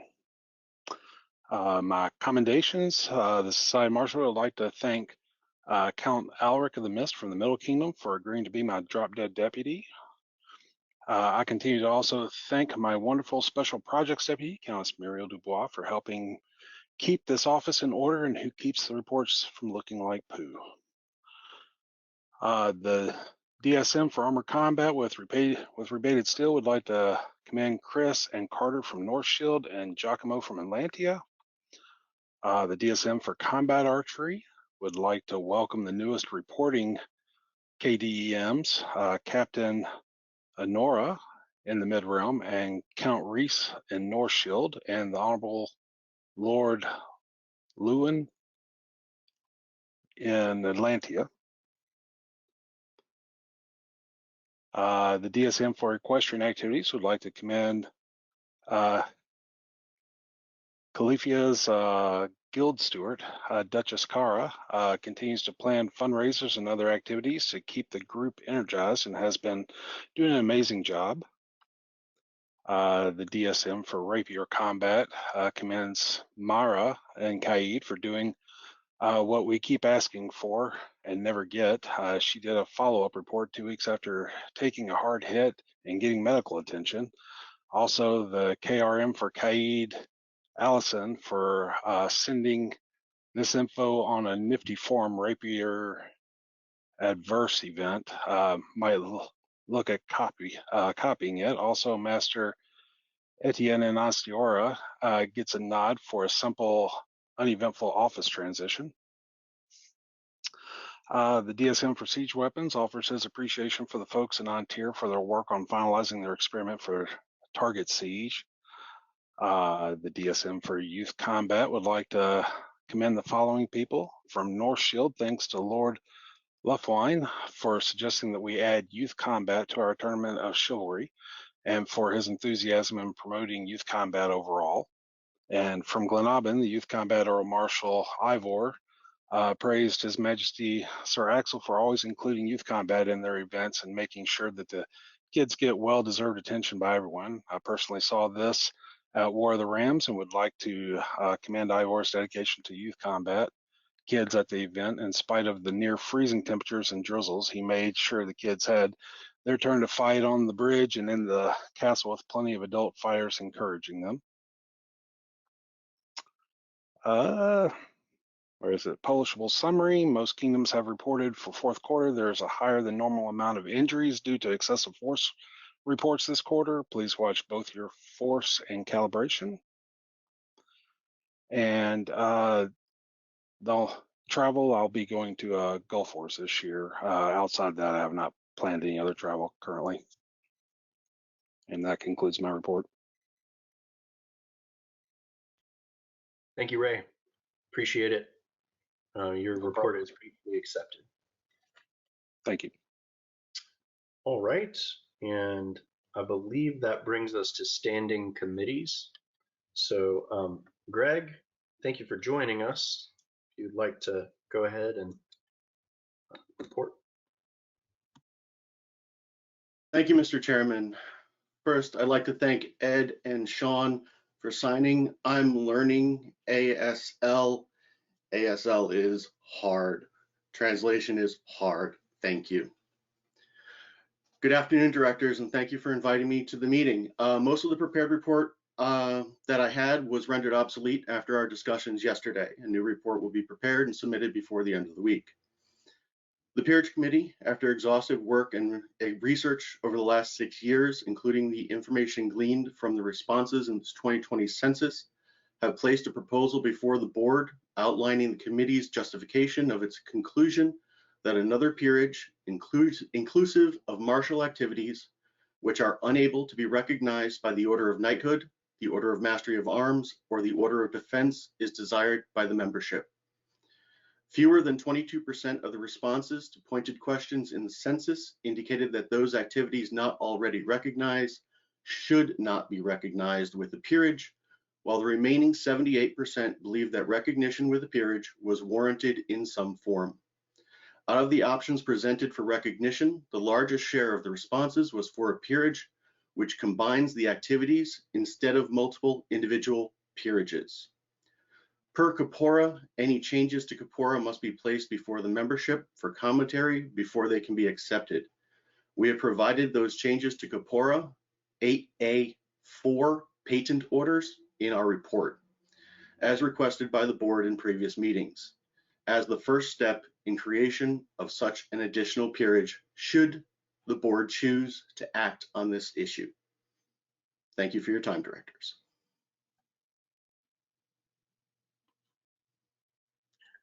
Thank you, Gregory. Well, directors, we've received this report from the Peerage Committee asking us to consider taking action. So would anybody like the floor for discussion or motion, anything like that?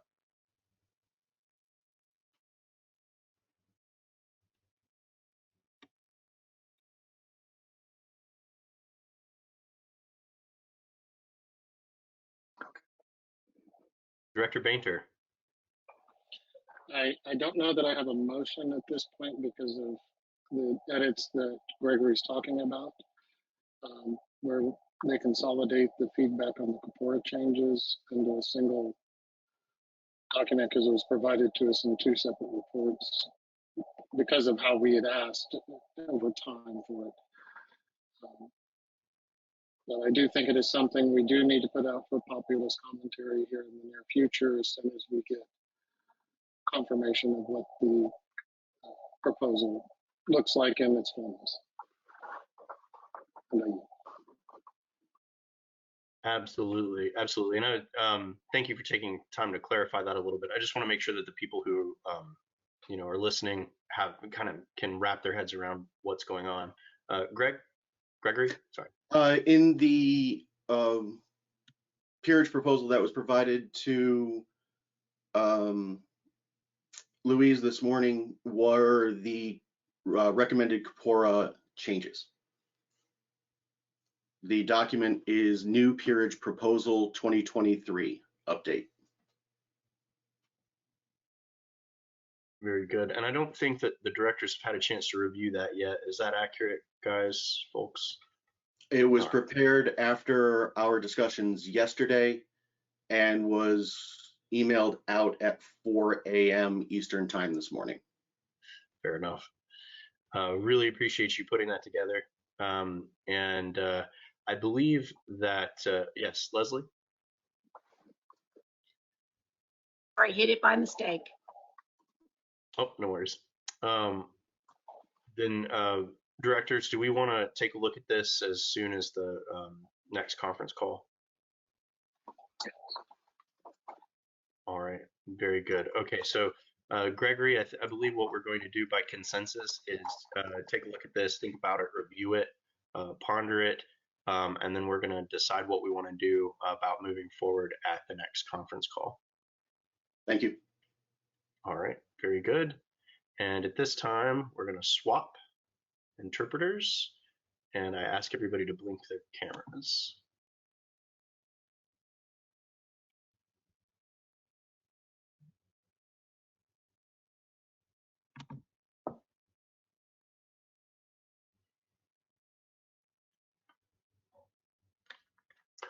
All right. We received no report from the Census Committee. So we will move on to executive session, reporting what happened in our executive session. Leslie.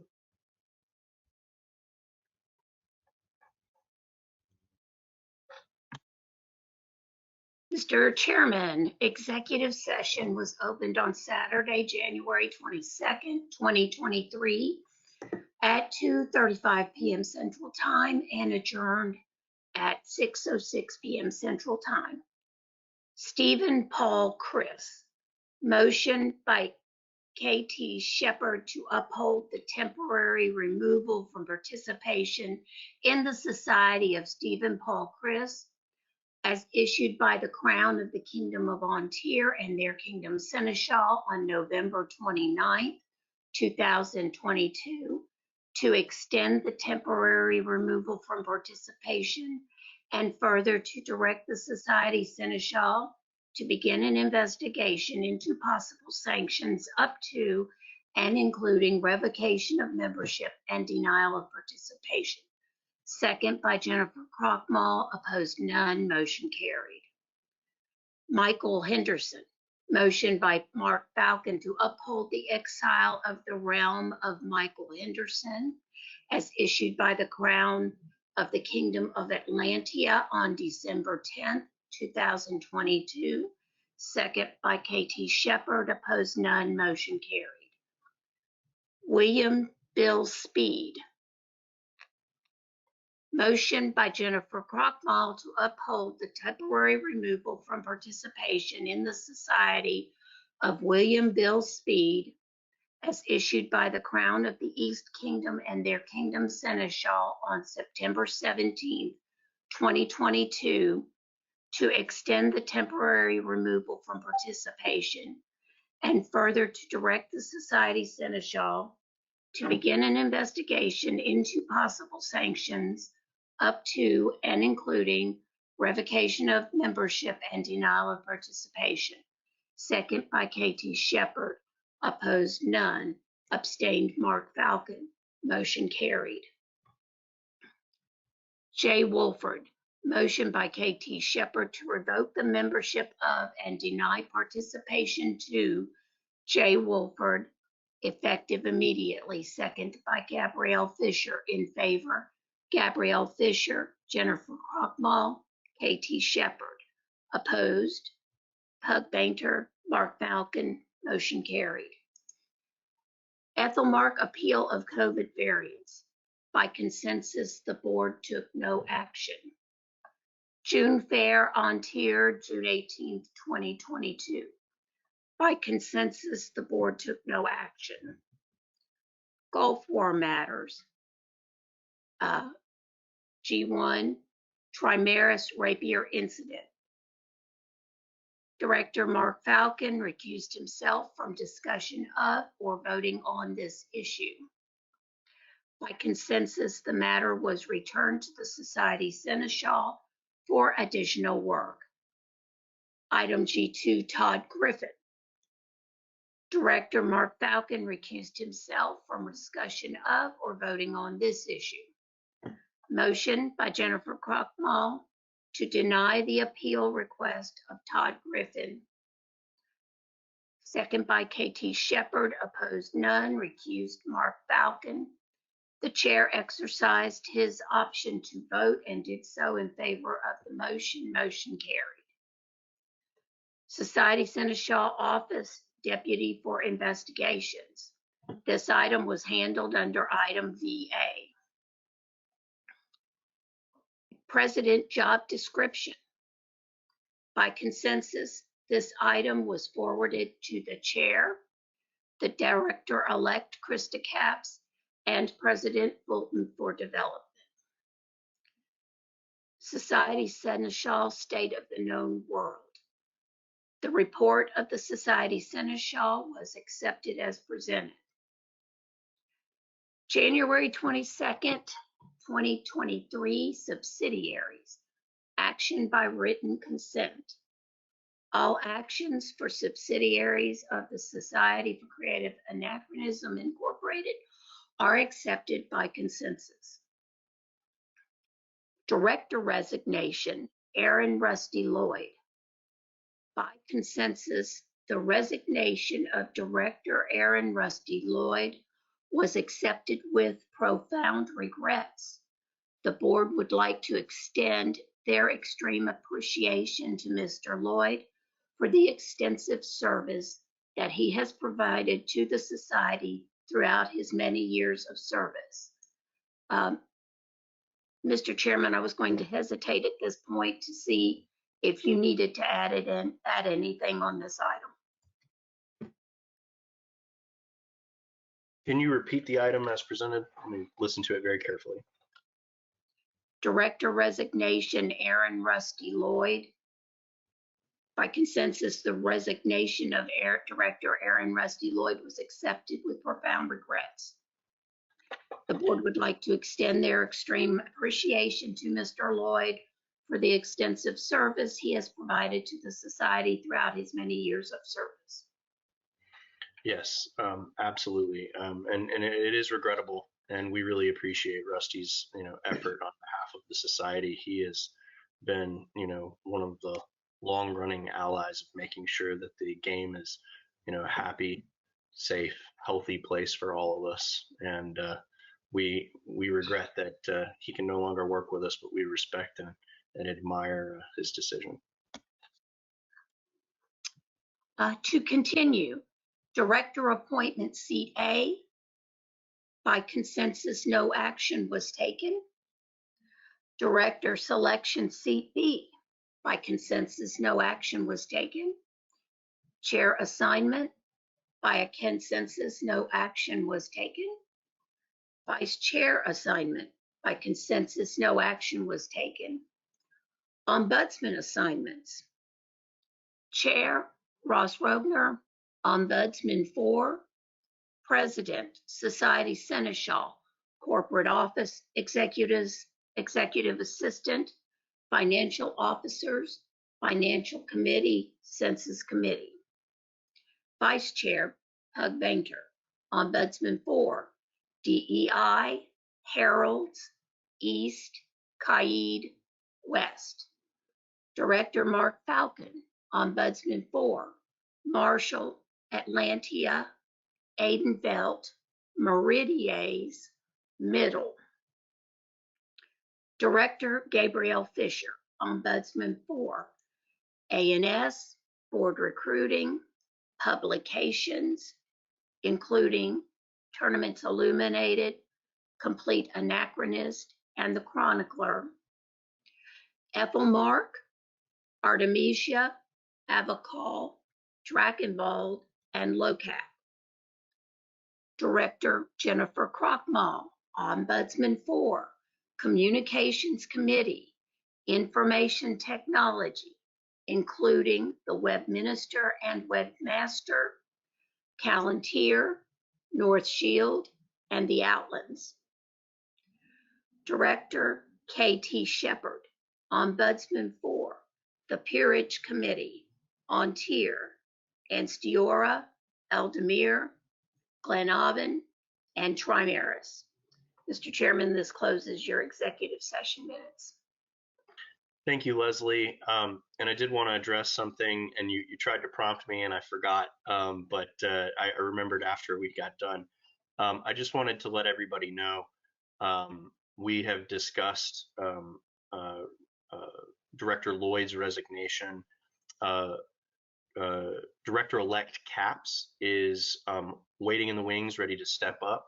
But she is not stepping up immediately so that we can preserve the 3.5-year time period that she would serve, so that we can go back to the regular cadence of directors stepping up and stepping down according to our bylaws. The SCA can function with 6 or even 5 directors. And so we have discussed it as a group and decided to move forward that way. And I just wanted to kind of let everybody watching kind of understand that that's why that's going down that way.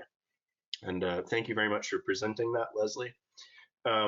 At this point, there's only one motion left, and that would be, does anybody want to adjourn? And then after we adjourn, we're going to take a short 10-minute break and come back for a Q&A.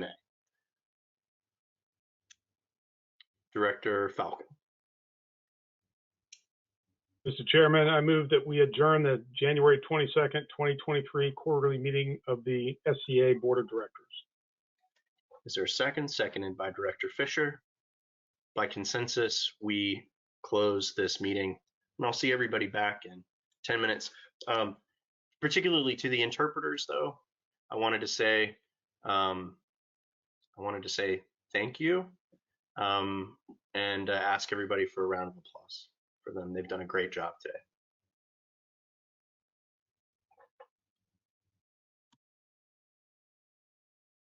Thank you so much.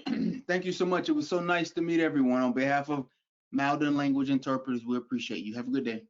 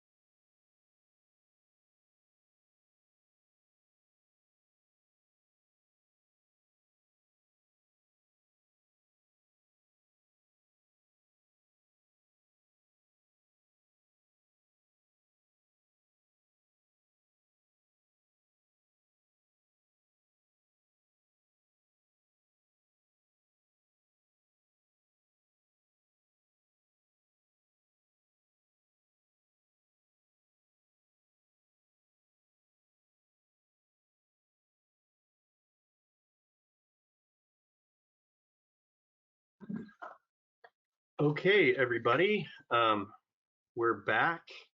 Please bear with us. We have an unprecedented number of questions, as I'm sure surprises no one. And we're going to do our best to work our way through them. Katie has graciously offered to read the questions aloud for us, and we're going to do our best to answer them. But before we get started, I'm going to invite John to turn his camera on. Some of the more operational questions will need to be answered by him, since the board is largely a quarterly body, and John handles the executive level day-to-day operations. So Katie, go ahead and take it away.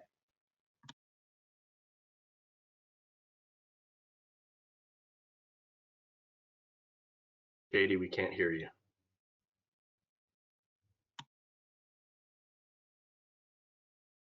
Here we go. Okay. So we're going to try and keep this to 30 minutes for everybody watching. If we don't get to your question, you can feel free to email it in. So for our first question is, how will future instances of bigotry and oppression within the society be handled? So probably John on this one. Okay.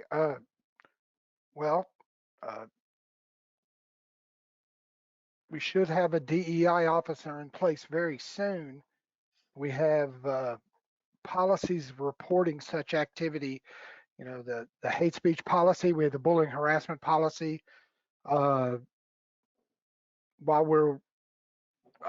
That's always has been, we do need the DEI officer in place. That is the first thing. So our procedures that have not changed regarding reporting issues of, just dealing with all of that.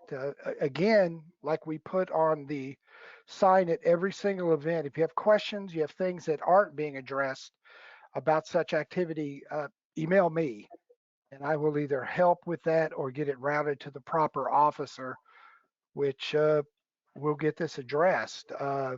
I'm sure once we have the new DEI officer in place and the other things that the board is planning on moving on, that there will be additional ways to address that. But right now, till we have a DEI officer, contact me if there are issues. Contact Liz if it's a pertaining to the bullying, harassment, and hate speech policy. If you have issues with social media, Katie and Bridget handle those initial contacts, but that's how we are handling it immediately. You can always write the board ombudsman. I am very responsible, unless I am out of town, to getting back with people pretty quickly. So right now, we have a code of conduct. We have a number of behavioral rules that pretty much specify what type of activity or behavior is not accepted in the SCA. So till we get the new DEI officer in place, myself, the board itself, the Society Seneschal, all three, if you want to contact all of them, but that's how we are currently doing this now under our rule set to address such issues and complaints. Awesome. And if anyone has questions or needs to report something, all of the SCA board members and corporate officers' emails are able to be found on sca.org. So please be sure to look there if you ever need those. Next question. What level of transparency can we expect as we move forward with the DEI plan and the goals that have been laid out? I'll take that one. So as it's planned right now, expect a minimum of quarterly updates. We look forward to working with an outside consultant soon, as well as hiring an internal DEI officer. It is our goal to listen to what they have to tell us and incorporate their feedback into our strategy. We want to make an informed strategy, and based on everything that I've read, now, I can't speak to the strategy in great detail because we're waiting for the experts to advise us. But based on everything that we've read, a a lot of our strategy is going to be driven by metrics and service to the goals we set aside.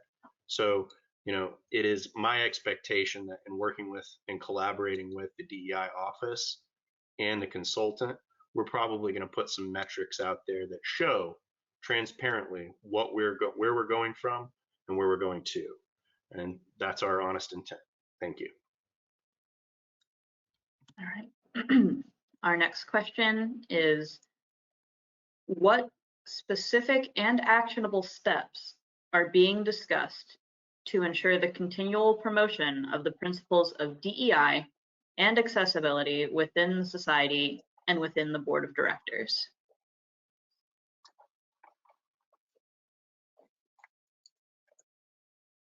I will take that one. We want you to make sure to refer to the initiative, and that we want to be guided by our expert practitioners. Because the SCA and the format it is, we definitely want an expert to help us to keep moving forward with initiatives as we're going. How that happens and how it gets rolled out within the SCA is to be determined between the new officer and the expert in the field. After understanding our organization and how we work, we just want to keep going back to that and saying, we trust our expert, let's have them help us so we are successful and continue to be successful and are measuring success as we go forward. Thank you.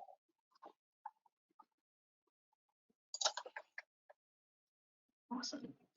And the document that lays out the DEI plan is a living document, so it will be updated as we work with these individuals. Next question. Will there be opportunities for members to comment or discuss or contribute to changes and updates of the DEI plan? Go ahead, Ross.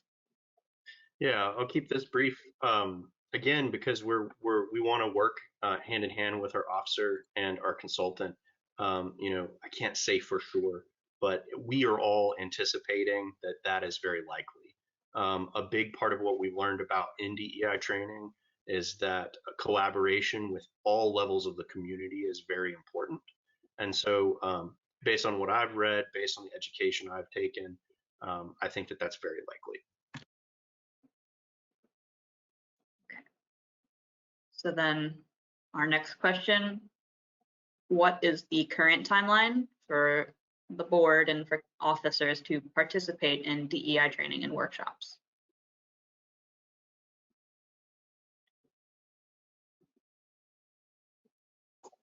Go ahead, Mark.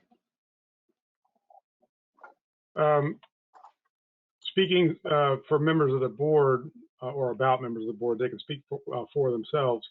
But all of us all of the board members either have completed or are in the process of finishing DEI training as we speak.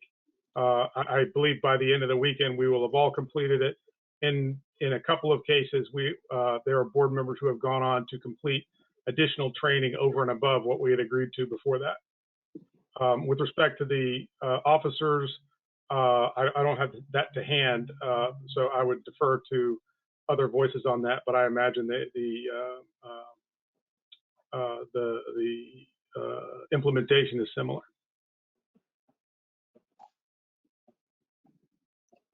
And Pug, I think, wanted. I think that this is something that we need to leverage our experts that we're going to bring in on which positions make sense for having the training. Is it a universal thing? Is it key positions within the society down to kingdom, and figure out where all it makes sense and implement it based off what their feedback is and how the timeline should look for those positions. And they know better than we do of where it makes sense and where it gets the most impact. And for anyone wanting to beef up their DEI education, we have lots of resources in our document library and on our website as well. So if you need help finding those, feel free to email the communications officer or myself. Next question. Why does the DEI officer job description not require previous DEI experience? If experience is not required, what kind of training will be required, and will this be paid for by SCA Inc. in addition to the stipend?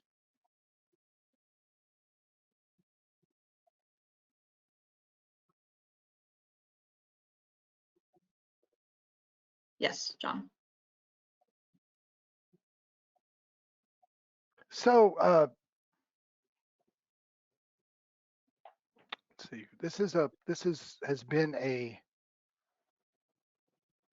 discussable and debatable issue for a while on what exactly the job description should entail. It's been a learning process in 4 years that the society has had a DEI office in place.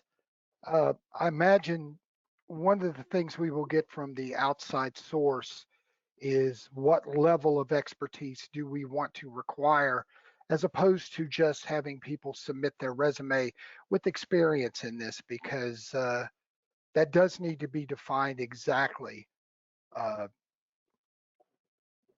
And that's, I know for me, a very exact, very useful, very understandable job description is essential. And it's got to be something that we can put out that everyone understands. It is not open for anything other than suggestions right now, but I think that will be answered once we get a new DEI person in. And I will admit, and anyone who's ever been interviewed for this position in the 2 times it's been opened, those questions were asked, but we do need to incorporate a little more definition in the job description. We have to do that on what level the SCA should require before we put somebody into that position. That's the intent.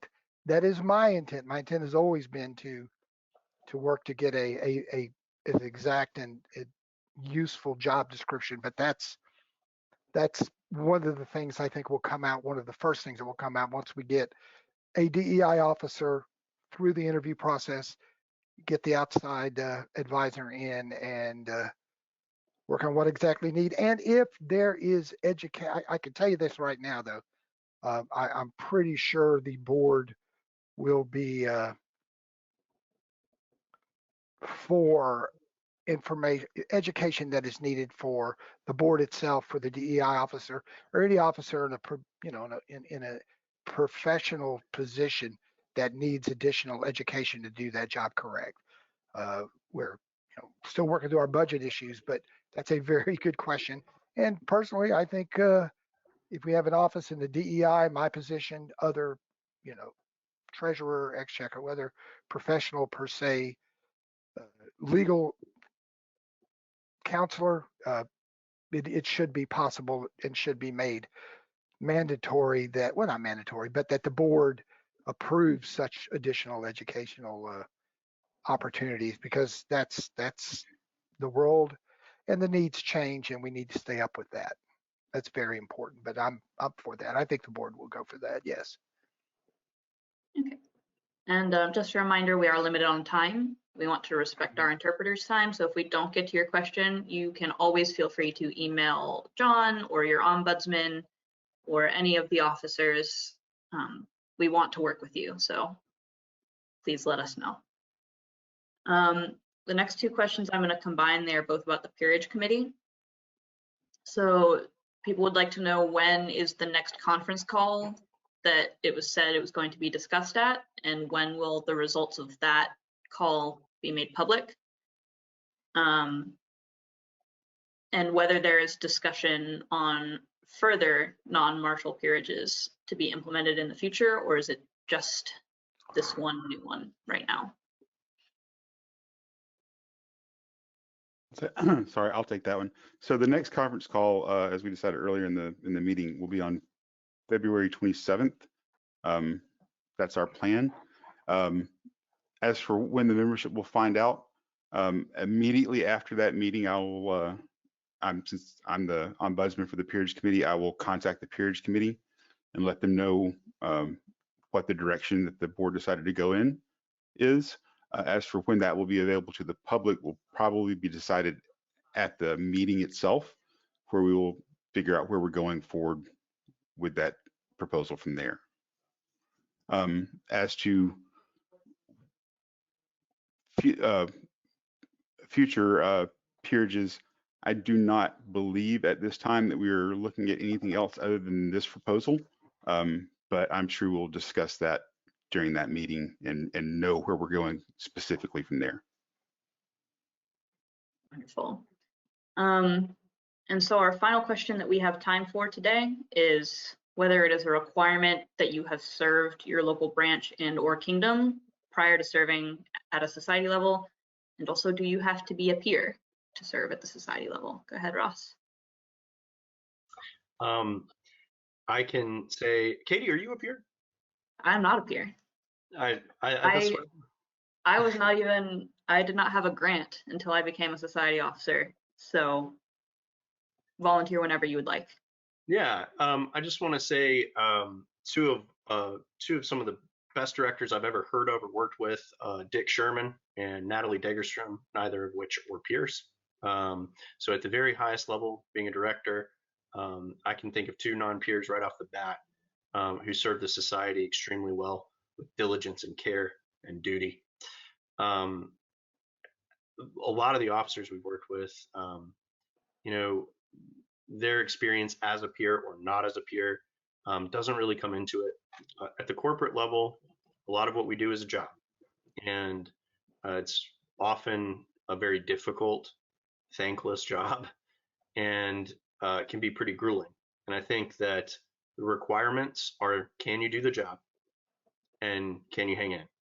And I can't speak for everybody, but I can say I've never looked at someone's peer status when considering whether or not they should be on the board, be a corporate officer, anything like that. I'm looking at their mundane experience and whether or not they'll do well in the role. Again, can't speak for everybody else, but if you're out there and you are not a peer, but you have a skill set that we need, and you are willing to give your time and energy to this wonderful corporation, wonderful game, please send your resume to Director Fisher if you want to be a board member, and you know, send me your resume if you think you might might fit in somewhere or not know where you fit in. I'll work with you. I'll talk with you about my experiences. I'm happy to chat. Our organization has a very limited budget, and one of the reasons why we're able to punch far above our weight in what we offer to our membership is because of volunteers like the people on here right now. They give freely of their time and energy, and if you just so happen to not be a peer and you're able and willing to work with us, send me your resume. We'd love to have you. Love to talk to you. Awesome. As the resident non-peer here, I will add that it's a new world and it's a very new SCA, even from when I joined. And we need skill sets that we have never experienced before. So even if you think my skills are not useful to the SCA, yes, they are. Please contact me. I'll tell you exactly how. And please work with us, even if it's just volunteering for one project or something. We would love to have more people involved. So that is all we're going to have time for today. If you have further questions that weren't answered or that you want elaboration on, please feel free to email. Again, you can find all of our directors' emails and our corporate officers' emails on sca.org. We would like to extend a huge, huge thank you to the interpreters who are with us today, and also to all of the members of the populace who gave us feedback on the technical issues. I promise we are going to work on them, and the next meeting will be better and more accessible for everybody. So we hope you all have a great rest of your day, and thank you for joining us.